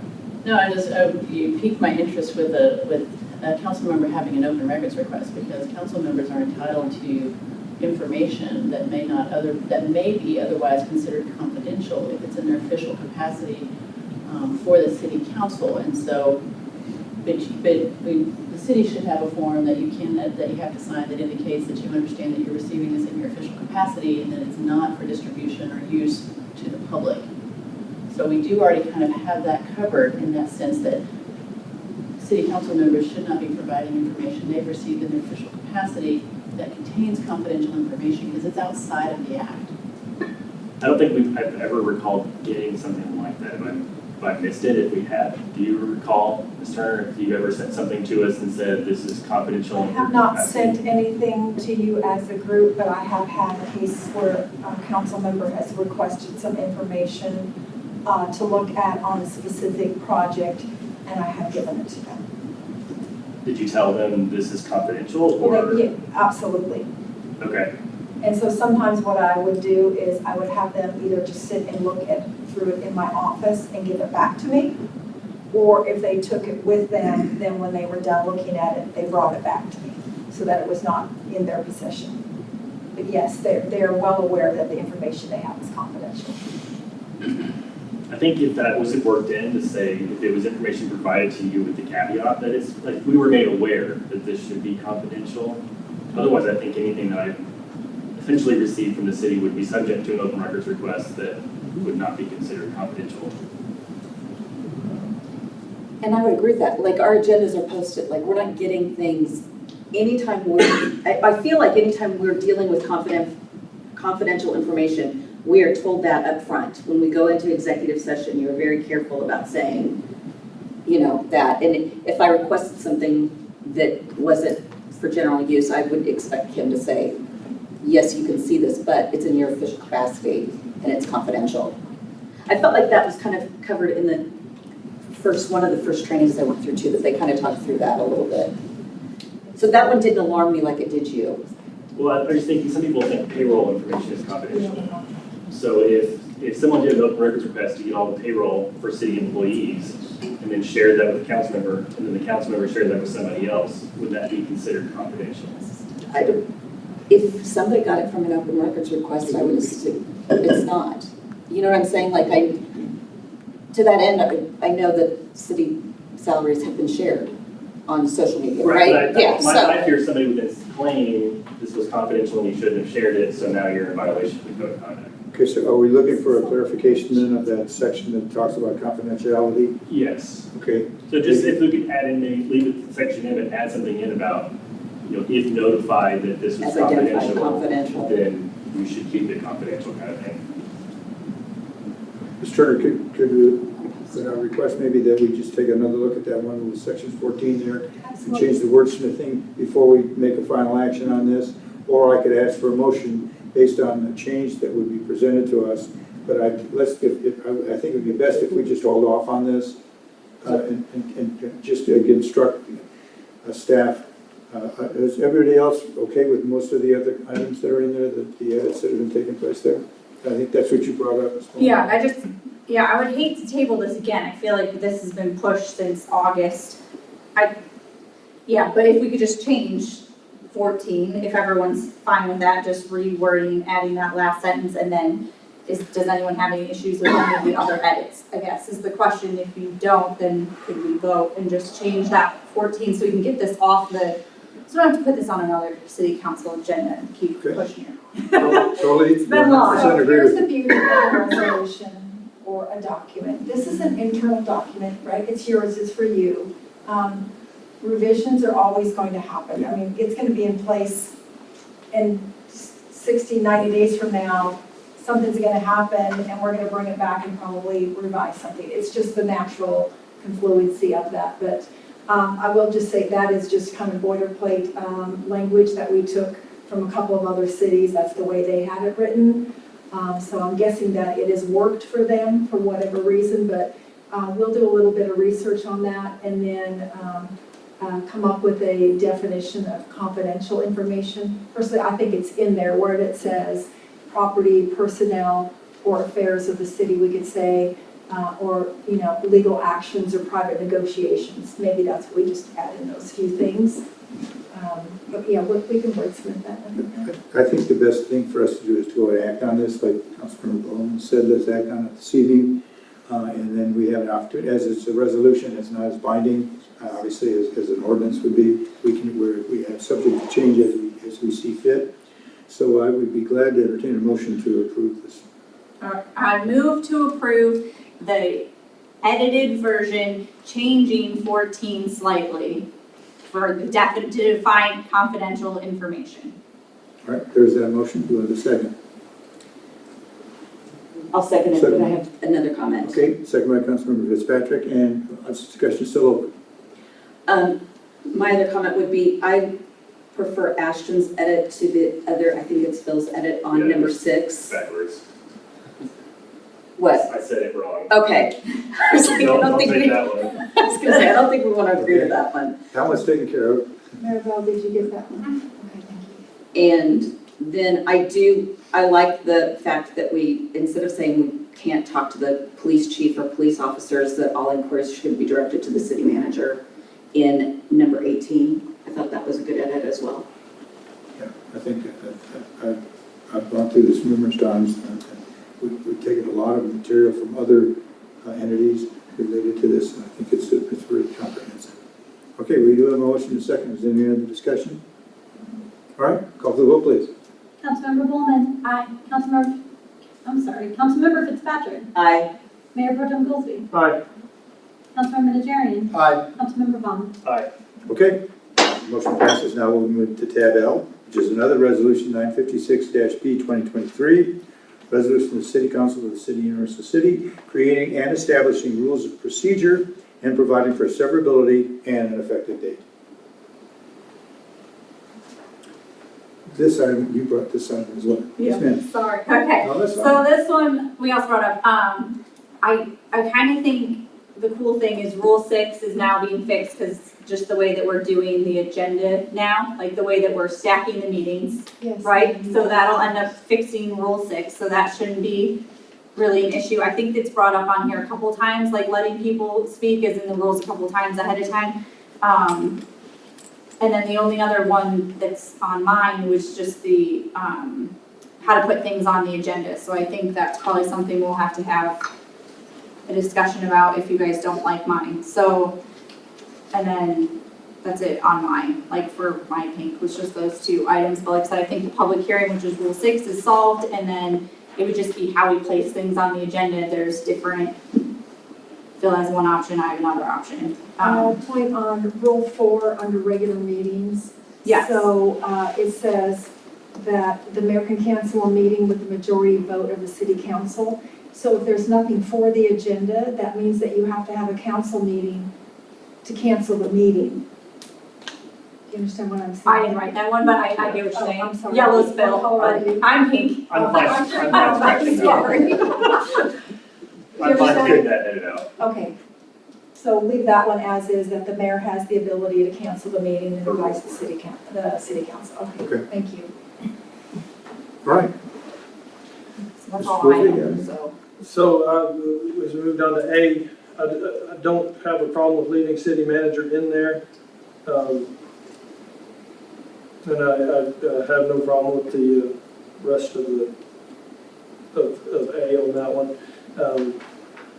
Because the city manager is dealing with the city business, and if they're going to have need a special meeting, I don't have a problem if the city manager calls a special meeting. On Rule 5, yeah. I would only do that in the absence of the mayor, and if that was the case, I would have to confer with the mayor pro tem anyway. That's right. Yeah, Expect a call. I don't see any use for edits on that particular one, leaving the city manager out. It just bypasses the mayor. So if the mayor is ever in a situation with the city manager where they're not agreeing with something, you wouldn't want the city manager to be able to override the mayor. Right. So it neuters the mayor a little bit to say the city manager can override him. Similarly, later there's about agenda items where it says the city manager can place agenda items, and I kind of add subject to the approval of the mayor, just because that's one of his main jobs, and I wouldn't want somebody that's in a city manager position to be able to override that. Okay. just I got. don't know, it's never happened, so, and then you have to remember that I have authority to put everything on there that is day-to-day operations. So that would mean every day I would have to confer with the mayor about if and when something was going to go on the agenda. That's pretty onerous. And those are not things that he would normally be dealing with. I mean, obviously, when the agenda goes out, we go over it with the mayor, or I call him and advise him, hey, I'm putting this on the agenda. Are you okay with that? But I do have a responsibility to put the agenda together, and it happens I over would a agree long with that, but I period. think he should approve it. I mean, I don't, if you wanted to talk about what color pink Ms. Bulman should wear, and he doesn't want to talk about that, I think you should be able to not talk about that agenda item. So I would just say, in plain devil's advocate, we're talking about normal city business. So if we have a contract that needs to have a final payout or something that needs your approval or change order, this is giving the mayor the authority to say, no, we're not going to do We're that. not gonna And we're pay just- And there's nothing the city staff can do to get that item on the agenda for a full discussion and vote by council without the mayor's approval. And Yes, ma'am. I think the city charter also puts teeth behind the relationship between the city manager and the mayor, meaning that if you were to start slipping things, if the city manager in the future were putting things on the agenda that we didn't feel like, that you didn't feel like should be there, then we as a council can discuss the relationship with the city manager, because the city manager is hired by the council. And we have those discussions all the Those time. are, yeah, and those are in the charter, so I feel like the teeth is there, not, we don't need to put it in here. I feel like if it ever did come to pass, that we would have the ability to act on it. Okay. I guess as a mayor, do you feel like the system is working for you? Yes. We discuss items all the time, constantly. And so I think the relationship that we have in terms of putting the agenda together and the way it's been done is working very well. You've been through 3 city managers in the city, and the process never changes, and, you know, city managers in other cities, it's the same process everywhere. City managers understand the role and relationship, and it's usually through the charter, you're correct, the role and relationship of the agenda and the day-to-day operations and the conference with the mayor. If there's something potentially on there that does not agree with me, in terms of things I can discuss that we can either pull it off. If it's strictly operational things related to the city, that's her, she puts that on there, definitely. But we've never had to have a disagreement yet on any items. That's, thank goodness, that's probably the relationship that we have, professional relationship, but it's working very well. It's not broken. I like that there's a check and balance to that, because, I mean, you could turn into a really mean guy, and now she actually has some ability to, you know, buffer that. No, yes, you're absolutely right. Okay, so, Rule 8 then, okay, which is, okay, so we've gotten, so the consensus seemed to be to remove the edit to Rule 4 and to remove the edit to Rule 5. So keeping a list here. So Rule 8 and 9 are the agenda. Does anyone have issues with mine or Phil's edits, which are slightly different for 8A? I would actually say that I think that there's another way to get in. I think the council member comments, I think the way it currently exists is fine, like the council comments and then a majority, if it's not related to a citizen, is good. The other way I feel like if there was a situation that I had heard about, and I asked the mayor and Kim to give me the background story on it, just because I was like, is this an issue? Is it not an issue? It was related to a police interaction with somebody in the public. And you had gone and talked to Chief Simons about it and found out that what our understanding, we learned something from that. I didn't need to ask about it in the meeting to get it on the agenda. We could actually do it kind of behind the scenes and see if it was an issue facing the city and we needed to take action or not. So I think that's almost another way that doesn't even get acknowledged in here, that there's ways that we have so many ways to get things on the agenda. right. And I think the new procedure that we have with staff reports and other discussion items that can take care of that situation if it need be. If you go back to, you know, that item number 6, and you look at that, we had the ability, it can be acted on immediately if we wanted to, if we chose to do that.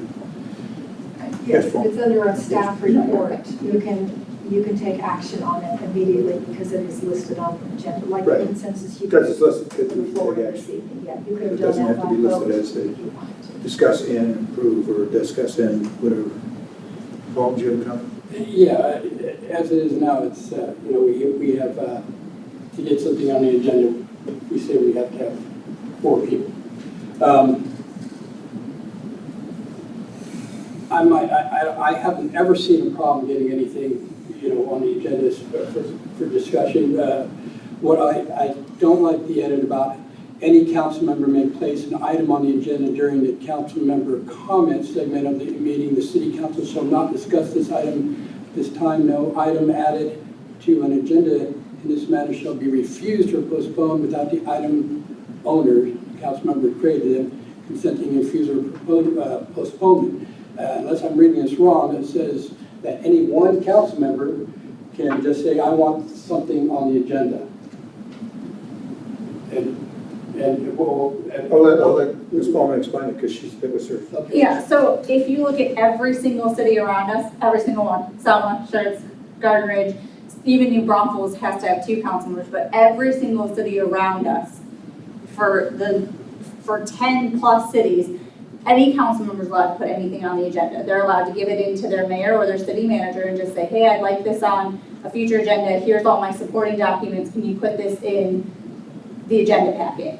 And then just label it Ashton's item, and here's her notes and everything that she has. So I'm trying to give us a little bit more flexibility instead of having, because otherwise there's stuff that I would like to bring up and have discussions of, but then it's like I have to do it every single city council meeting, get your guys' consensus. So I'm okay with Phil's edit of having it approved by, 2 council members, or even doing like a form, like we have to fill out a form that says, this is what we'd like to put on the agenda, here's the reasons why, here's our supporting documents, which is something that Councilman Vaughan let me know that another city does. So it kind of shows that you're not just willy-nilly putting things on the agenda, you actually have supporting documents, you've done the time, you've made a PowerPoint presentation, you've put in the work, that this is a real item that you want to, have people actually consider, instead of someone just saying, no, Ashton, this is discussion only, it's not actionable. Like, we get stuck in that bubble a lot of this is discussion only, this is discussion only.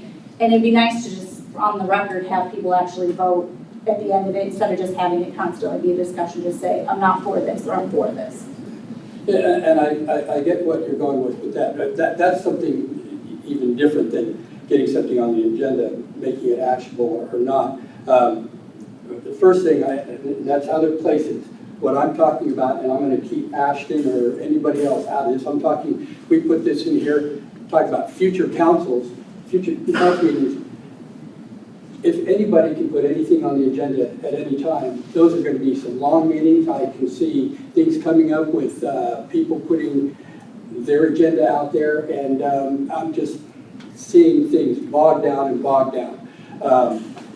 When we had 4, we've never had a problem. But what I've always said too is like, hey, maybe we don't need 4, maybe 3. But I don't see where we need a majority to get something on the agenda, because already you're kind of going out for a vote or something like that.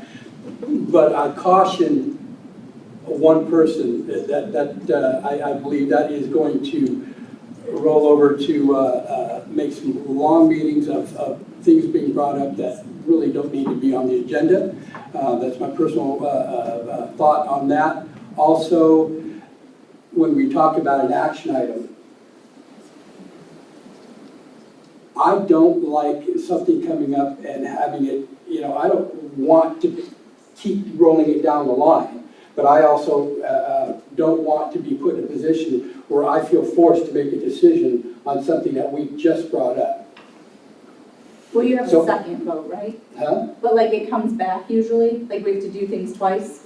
Does that make sense? Well, we've had a situation not long ago, and forgive me, it's kind of getting late exactly what it was, where we had brought it up, and all of a sudden it was putting something on the ballot, and it was like we want to take action on it tonight, and it's like we hadn't even gone through much discussion on it yet, and well, Mr. Mayor Pro Tem Goolsby and I had said, now I feel pressured. I like being able to bring up, and I can guarantee you, and I've never in my history turn down anything. If you're gonna bring it up for discussion, I want to hear it. Even if I think that I don't agree with that, I don't think that we have time for that. If it's for discussion only, I've always said, please bring it up. Because anything can be discussed, and I might, all of a sudden that discussion comes up, and I might say, you know what, I didn't realize that. Now it's something we can make an actionable item and come up with something, but just to be bringing something up and then having an action item at that point rushes things, and I think just really rushes the council into making decisions that they might regret at another time that there's not enough information on. So I just don't agree with that at all. So maybe everybody around here disagrees with me, so. Well, that's, okay. I have a fear of someone being able to bog down council. That's my big fear. Not one time has anybody that said, hey, I'd like to put this on the agenda, have we ever, I mean, my thing is yes, I'll talk and argue with anyone at any point about anything. I mean, never hesitate to ask to put something on the agenda in front of us. But if we just give somebody that ultimate, at any time they can put something on there, well, I want to start changing, I want to start changing the height of the grass. I want to start changing the color of your pink, if you're pink, and I mean, all these things. Yeah, I agree so with that's my fear. That's about it. And everything else Paul said, I almost agree with most of it. Most of it? I appreciate it. I haven't seen an issue. I don't feel like there has been an issue to make this change, getting items on the agenda. I don't know if you feel differently than that. If you guys feel like it's been hard. Yeah. So I'm okay going to 3 versus 4. I feel like it's been a little tricky because when you say like, hey guys, I want to have a discussion on this, but like you have no idea really what I'm talking about. Like, so it's a little bit harder if there's certain things that you're like, oh, so I just thought maybe if I could just put it on the agenda and add a slideshow or something, it'd just make it a little bit easier and quicker. And then my only thing with the vote is just that if you were like, hey Ashton, this is bananas, I don't really care about this, it's actionable, you can vote on it, you can tell me to pound sand immediately, and we move on from it. Instead of trying to like beat a dead horse, like the venue tax where just kept going and going and going, we had all these meetings and it just went on for a really long time. I was just trying to like shorten that process a little bit so that if you thought someone was crazy or they were bringing something up that you didn't want to deal with, you could just immediately vote, say your piece, and we could just move on with life instead of having to keep having discussion after discussion. That's all I was trying to say, but maybe can we come to an agreement of maybe like 2 or 3 council members then instead of a majority? Could we change Rule 8 slightly? Could we all compromise on that part of it? I would agree to 3. That makes it something that we all feel is something that is presentable and makes sense, but it doesn't have to be a majority because we decide that during the vote. Okay. And I was also going to say, I also think that if you have something that you want to flesh out or you have an idea, I think that going to Kim or the mayor and saying, hey, this is something I'm kind of questioning and getting the information, and then coming to council and saying, hey, I talked about this with Mayor and Kim, I still have some questions about it, I think it's something that should be added, if they didn't take that action already just from you talking about it. I think that that's also a step in the middle versus always sitting on the council, like maybe it's something that after you talk with them, you're like, oh, I don't need that on anymore. Yeah, I mean, that's how this came about. I had already sat down with Kim and the mayor, and I just felt like we didn't really have a good game plan for how to put things on the agenda because there wasn't anything written anywhere. There's no handbook, no nothing that we're given that says, hey, this is how you put things on the agenda.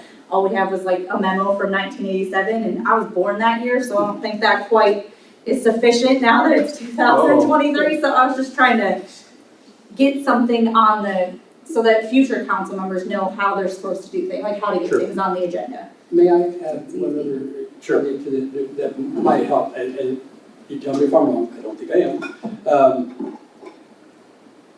As long as it's not an agenda item, it is not illegal for us to discuss any idea amongst other members of the council to get, say, hey, I have this idea. What do you think? I'd like to present this and get a consensus beforehand and kind of rally for your cause.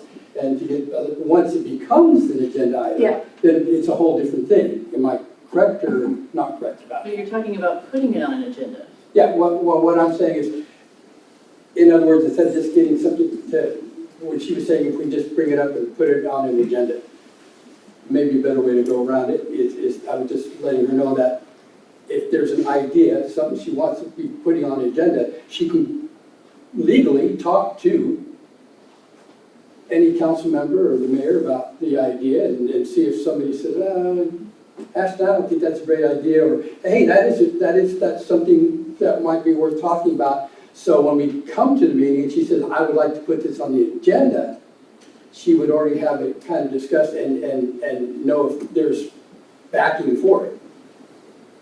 Am I confusing you? Am I screwing this up? Or it is not illegal for us to talk to other members of the council about ideas or things we might want if they're not an agenda item as of yet. Am I correct? I think we're going to have to disagree. Okay. Because to me, if you're discussing city business that you know is going to be coming before council, just because it's not already been identified on a specific agenda, I don't think that carve-out is there in the law. Yeah, and I agree with you on that. Okay. As you just said, if you're discussing something that you know is part of the city, it's something that's going to be part of an agenda at a future date. Absolutely not, you can't discuss that. I'm talking about bringing up an idea, like I want to put, I want people to agree, want everybody, council to agree on putting these certain trees at this certain part. And I want to bring it up as an agenda item. I can say, hey, what do you think about putting these trees at this certain part? And somebody says, I don't think that's a great idea, or you get three council people say, yeah, it might be a good idea or something to discuss. You can do it that way, then bring it up. But don't you have to be cautious about? In private and then bring it up on an agenda. It's still skirting the Open Meetings Act. I think you need to go back closer to what Ms. Fitzpatrick said, that if you have an idea, the appropriate thing to do would be to come and either flesh it out with the mayor or myself, and then get some of the background information, get the liability issue on it, get everything that you need to know on it then. And if you think then that you can move forward with that, bring it up at a council meeting or to get it on the agenda. Or with the appropriate say, documents. hey, I spoke with them about this, they told me that, I disagree, I think this is something the council might still want to do. Can I get a consensus of my council members to put it on? What we're saying is, yes, flesh it out, but don't do it amongst yourselves because you're going to set yourselves up for a liability issue. Flesh it out with the mayor and myself, or mayor and myself and, Randy or whoever it happens to be, and let us help you work through that process to get to where you want. And maybe there's an alternative solution of getting there without even having to go to council. Yes, ma'am. So, which would be a really awesome thing, like if we had the Blackboard Connect, we could all talk to each other, which we've discussed before, that would be something. Be careful, the Blackboard Connect is now to allow you to talk to each other. So you, That is not what it's for. If you look at the Blackboard Connect, it is an agenda, and it is agenda items. So if you, So you're talking and asking asking questions about the agenda, but you're not having a conversation with each other about the agenda. But that's my question. Could you post something on Blackboard Connect that said, hey, I have this idea, since you're presenting it in public, in a public arena, could you post that on Blackboard Connect, and then your council members could tell you, that's crazy, Ashton, you can't turn everything into Chuck E. Cheese. You have to look at the Blackboard Connects, and you can see that they are directly geared toward agendas. The ones that I've looked at are geared towards agendas. And they're posing questions about specific agenda items. I They're not understand what you're floating saying. ideas. Okay, I understand what you're saying. Okay. Right, again, this is just a resolution. The resolution can be published, and then we can change it as we go along. If something comes up that it doesn't look like, or maybe we should go to 2 or 3 people to get the item on the agenda, that's fine. But I think one of the points is, feel free to come to me or the city manager anytime with the suggestion. And if I think it's way off base, I'll let you know right away. But more than likely, anybody that has a specific comment that they want to get agendized, I'm probably not going to say no. okay? Because you have a passion for it, you have a feeling for it, you have an issue with it, with a particular item. I don't think anybody would try to deny you that capability of getting it on the agenda, ever. So maybe we change that edit to 3 council members to put something on the agenda, but also maybe put in there, because these are rules and procedures. So I'm trying to think about other council members. When you get on council, you're kind of not really given anything. It's just, hey, welcome to council. You're here. So I'm trying to just think about future council members when they're like, okay, well, I'm here now, but like, how do I put things on the agenda? How do I do this? How do that? So maybe we add in that edit that, we can talk to, have a meeting with the city council, with the city manager or the mayor to put something out. I'm just trying to do this so that it's helping other people, not just specifically myself, but like when you join, you're handed the rules and procedures and you're like, oh, this is how I get things on the agenda as a new council member. Because when you join, I felt like you're just trial by fire, you're not told. Always trial by fire. This is a city manager, by the way, too. Yeah, so I'm just trying to, my whole thing with pushing this and asking to have this on the agenda is I want to have set rules and procedures so that if you're a planner and you're like Ashton, when you get handed on city council, you know exactly what's expected of you and how to do your job to the best of its ability instead of just guessing what you're supposed to do. I think we can massage this language to say something like you said, to confer with the mayor or the city manager. And then, I don't know how y'all feel, if you want it to be 3 council members or 4, I don't care, it's whatever you all decide. I know we have 2 ladies back here taking notes, so we could possibly give them some very clear direction, that would be great. So for number 8, so change the language to say but also are we all in agreement on 3 council members to put something on the agenda? Can we narrow it down to 3 instead of majority? Is everybody okay with that? Good. Okay, so 3, got that in your mouth, 3 for that one. And then, okay, so that one, now when we talked about that, go ahead. I just want to, I'm trying to understand, why would we scratch out B? I don't understand scratching out item B. If you did the A to 1 council member, the B would be irrelevant. But So we need to add B back in. Okay. yes. So keep B. Okay. And then on C, do we need to, well, I don't think the subject to approve by the mayor, I think we already clarified that. Yeah, I think Gina already said to take that off. Okay, so remove C. Remove C, yeah. I love D, I think that's fantastic. The council member who initiates it can. Yes, Yep. definitely. So keep D. Yeah, I don't understand what E is. E was kind of ours, it would be, you could make it, because sometimes we do get locked into that discussion box, but it seems like there's a consensus that you guys aren't for that, but sometimes we just get locked into that discussion only, and sometimes it's like, oh, I really wish we could just vote on this so we can move on. Instead of just bringing it back up for another discussion, sometimes I was just thinking it makes it a little bit faster to just be like, let's just tell Ashton she's crazy and vote no and be done, instead of keeping it going. Is all I was trying to do, but it doesn't seem like that's necessarily consensus. So are we talking about taking out E altogether? Is that what you're saying? Yeah, I mean, if you guys don't want to do E, that's fine, we can remove E. And then I think that's it on my edits, so what's left would be Councilmember Vaughn's and Buck's, but he's not here. So that would be 16. Wait. Can I ask a point of clarification? Yes. I apologize. On this rewrite for the agenda, I don't think it's specified before, but we are talking regular meeting agendas or regular special meeting agendas? It just says agendas. It did. It just says agenda on it. If y'all are good with that, I just wanted to bring that up, that is something that when reading that, I was concerned that, because it also doesn't say next agenda or next meeting agenda. And so if it's just an agenda, I just want to make sure that we are all in agreement that maybe that's part of that discussion of which agenda, because I know we've had conversation before where Kim has said, you know what, the next agenda is full. We've already got 19 items on it, we're going to be here till 10 p.m. So just want to make sure that if you guys have that, you do have that flexibility, because it is not crystal clear. Just want to make sure you didn't want to make it more clear. So I know in the past when there has been a request by council, we've gotten them on there, and I'm looking at 4 of you where you've had a line of them, I said, hey, this is a really big agenda. I personally would never move a council member's item without their consent from one agenda to the next. Right, but as far as getting it on the agenda, when we say any council member may place an item on the agenda during the council member comments, so we're talking about, that means the next meeting's agenda. Right, And but, not- Maybe we should change it to on a future agenda, is that what you're asking or clarifying? But we have language too where it says that the city manager will ask and to postpone, Yeah. and ask to postpone. If you say future, then that could be 6 months from now. That's true.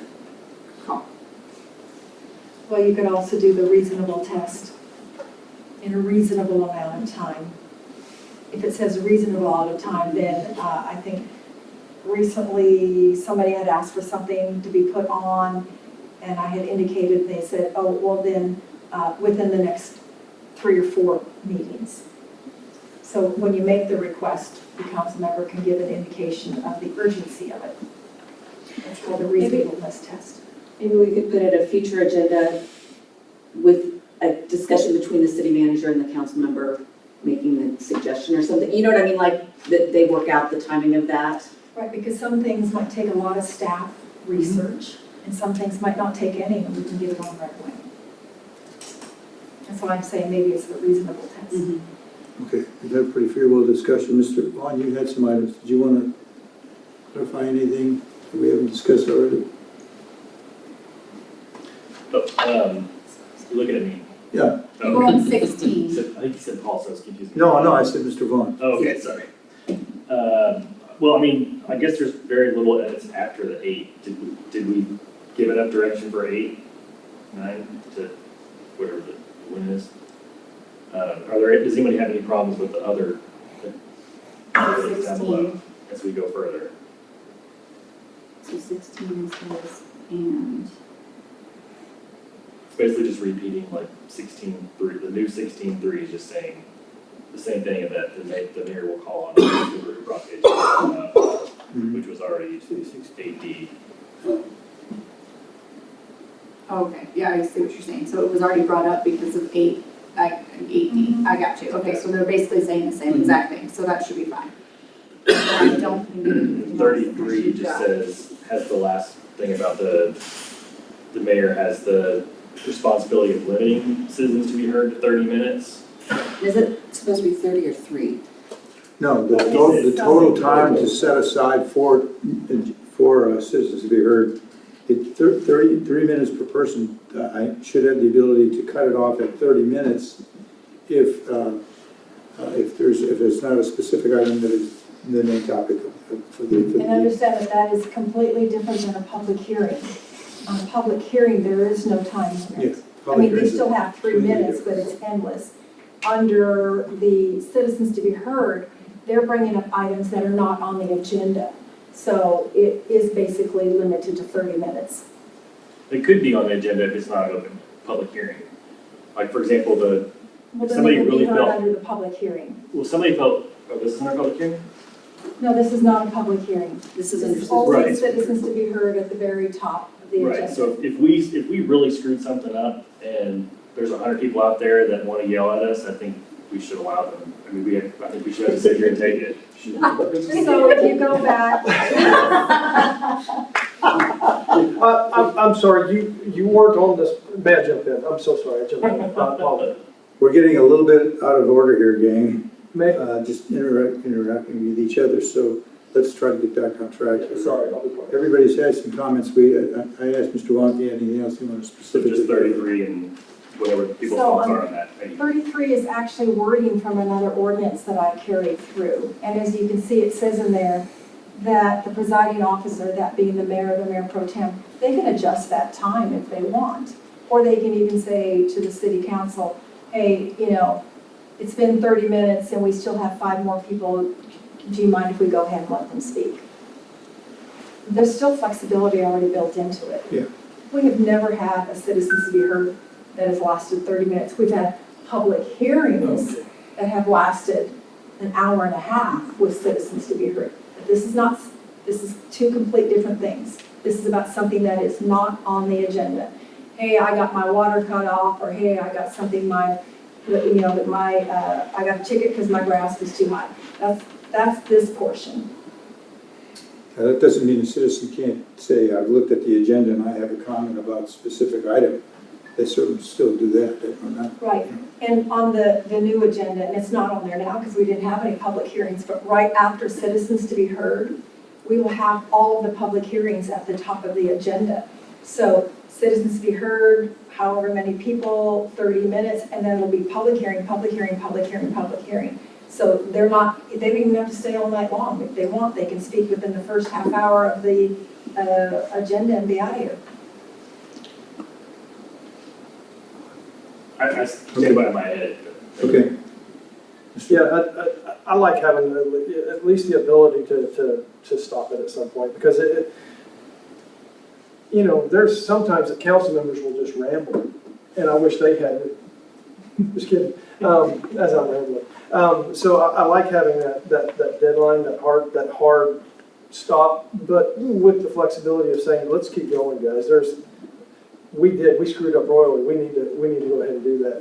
And with multiple people having that ability to do that, it's not like it's in one person's control. It's not. So I feel like having that out there is a great piece, because when we had a request of the city to change zoning for a building that had massive uproar, and not just in Universal City, but in the surrounding communities, and they came to us, mad at us for allowing us. We're not, it's a request, but there was just so long that we had to sit and be berated for allowing this, which it hadn't even come up to us yet. So I like the fact that there's teeth. I do want to go back. We jumped down. Dang it, Ashton, where was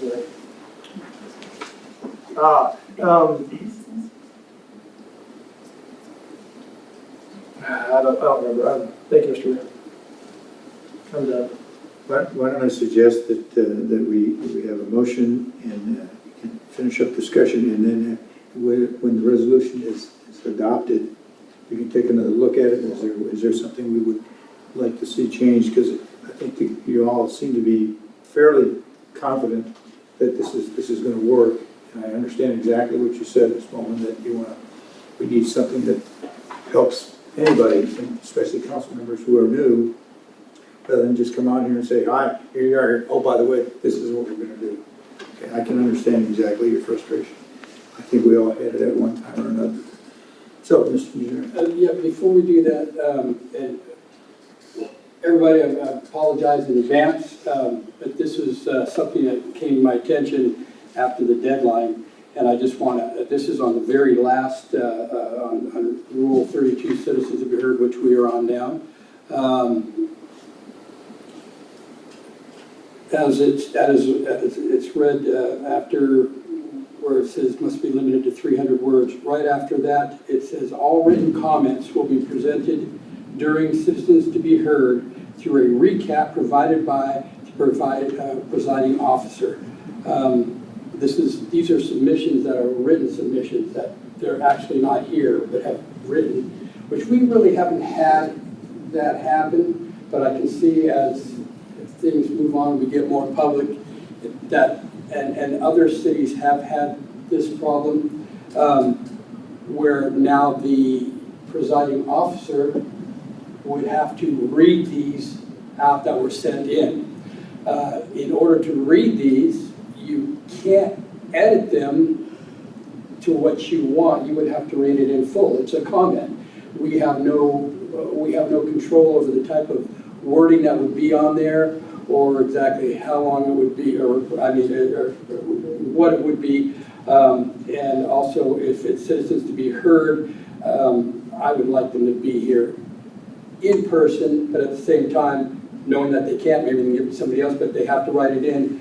I would like to change this, instead of having you to have to read them, or the presiding officer to change it to this. And just bear with me where it says all written comments will be presented with copies to mayor, council, and city manager, and to be put into the public record, which means they're not going to be read out, but they would be put in to the public record to show that they were presented. Does that make sense? Well, I think it makes sense. However, I think the objective here was to allow people that could not attend a special meeting, a council meeting, to provide some input that we would share. But we have to, again, the caution is, that we only allow citizens 3 minutes. And so whatever that submission is, whatever numbers you want to pick, I think it's only fair that it is sitting on the same level. And whether I read it or Kim reads it or I think it should probably not be either one of us. It should probably be the city clerk that reads those on behalf of. So we got some feedback on this one, actually from 2 other cities that had this in there, and they're getting ready to remove it because they said what happens is people will send things in an email that they would not say in person, and whoever is reading that has to speak their words, and it can be quite embarrassing. And the other thing is that they have found that people say, I'm not going to go, I'll just send an email and it'll be read out loud. And then what they find is that they're spending 45 minutes to an hour reading just the emails that came in. So what Mr. Najarian is suggesting is what a couple of the other cities are going to, only because it adds more time into the agenda and it makes somebody else say the words of another person that they probably themselves might not say if they were here in person. Yes, Ms. Bulman. It does say recap. It doesn't say that you'll read it though. It says presented during citizens to be heard through a recap provided by the presiding officer. So you could summarize and say we received these 5 and the gist of the messages were this. Absolutely. Absolutely. That would be the easiest way, to be honest with you. So here's, Sure. so here's my concern from recent experiences. That nothing restricts these comments to come from your citizens. And there is a group, a lot of groups, who are submitting comments to cities that have absolutely nothing to do with agenda. They don't live in your community. They're about topics that you would not want most people to be discussing at your council meeting. And staff or the mayor is being forced to read these or recap these. And the concern is going to be, if you're going to recap, you got to recap consistently. And that is hard to do with these types of comments. They're not required by law to be allowed. It's just a whole lot cleaner if citizen comments are made in person. Okay, Ms. Bulman. I just have one question. What happens if you're like legitimately handicapped? Like if you are someone who's 80-some years old and on oxygen and truly wholeheartedly cannot get here, but you wanted, is there just like a little bit of protection for someone who is truly, I mean, I know anyone can say that though, and so I understand that's like a double-edged sword, but what about if it's like So they still have the option of sending everybody an email, right? To council. And yeah, to council and to staff. And when you are in your announcements or speaking, you can just say, hey, I heard somebody had mentioned this to me and I just wanted to note that they had sent this to us. And, you know, for the record, I'm repeating what they say. But that's at your discretion, right? Because some of them you might not want to read out loud. Okay, that's true. That's fair. I'll leave it up to you. Good points. It opens up a bucket of worms. That's really what it does. It really does. And I don't disagree with people having the ability to make some comments that cannot physically attend the meetings, but it could get really, really, really out of hand. That's the last thing we want to have happen. I think like I said, we haven't had problems with this as of yet, but I can see it coming down. It's never been offered. Yeah. It's never been offered.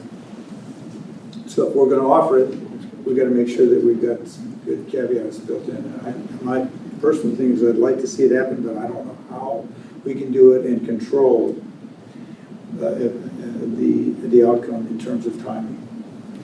And I mean, to try to for me to read it or somebody else to read it, if we could, if we do adopt this and capsulize it and allow me, if I'm going to do it, to just say, we got this in from a certain citizen. I would like to say that it should be a person from Universal City, period. You can't do that. But I can't do that either. So I would be willing to take something that was submitted and just make it and summarize a comment. We got this from the citizen, but is that really what we want to do? I'm not sure. I think with that, let's just scratch it for right now, not add in the written possibility. Leave it as it currently exists where they can still email council. We can comment on it if we choose to, but they still have the ability to communicate with council and staff. But not an official way to. That would make it a whole lot simpler for us, definitely. Okay. All right, this is actually a resolution item, and we would consider pulling that particular thing out completely. Ms. Bulman has her comments, and I think we've already. Is there a way to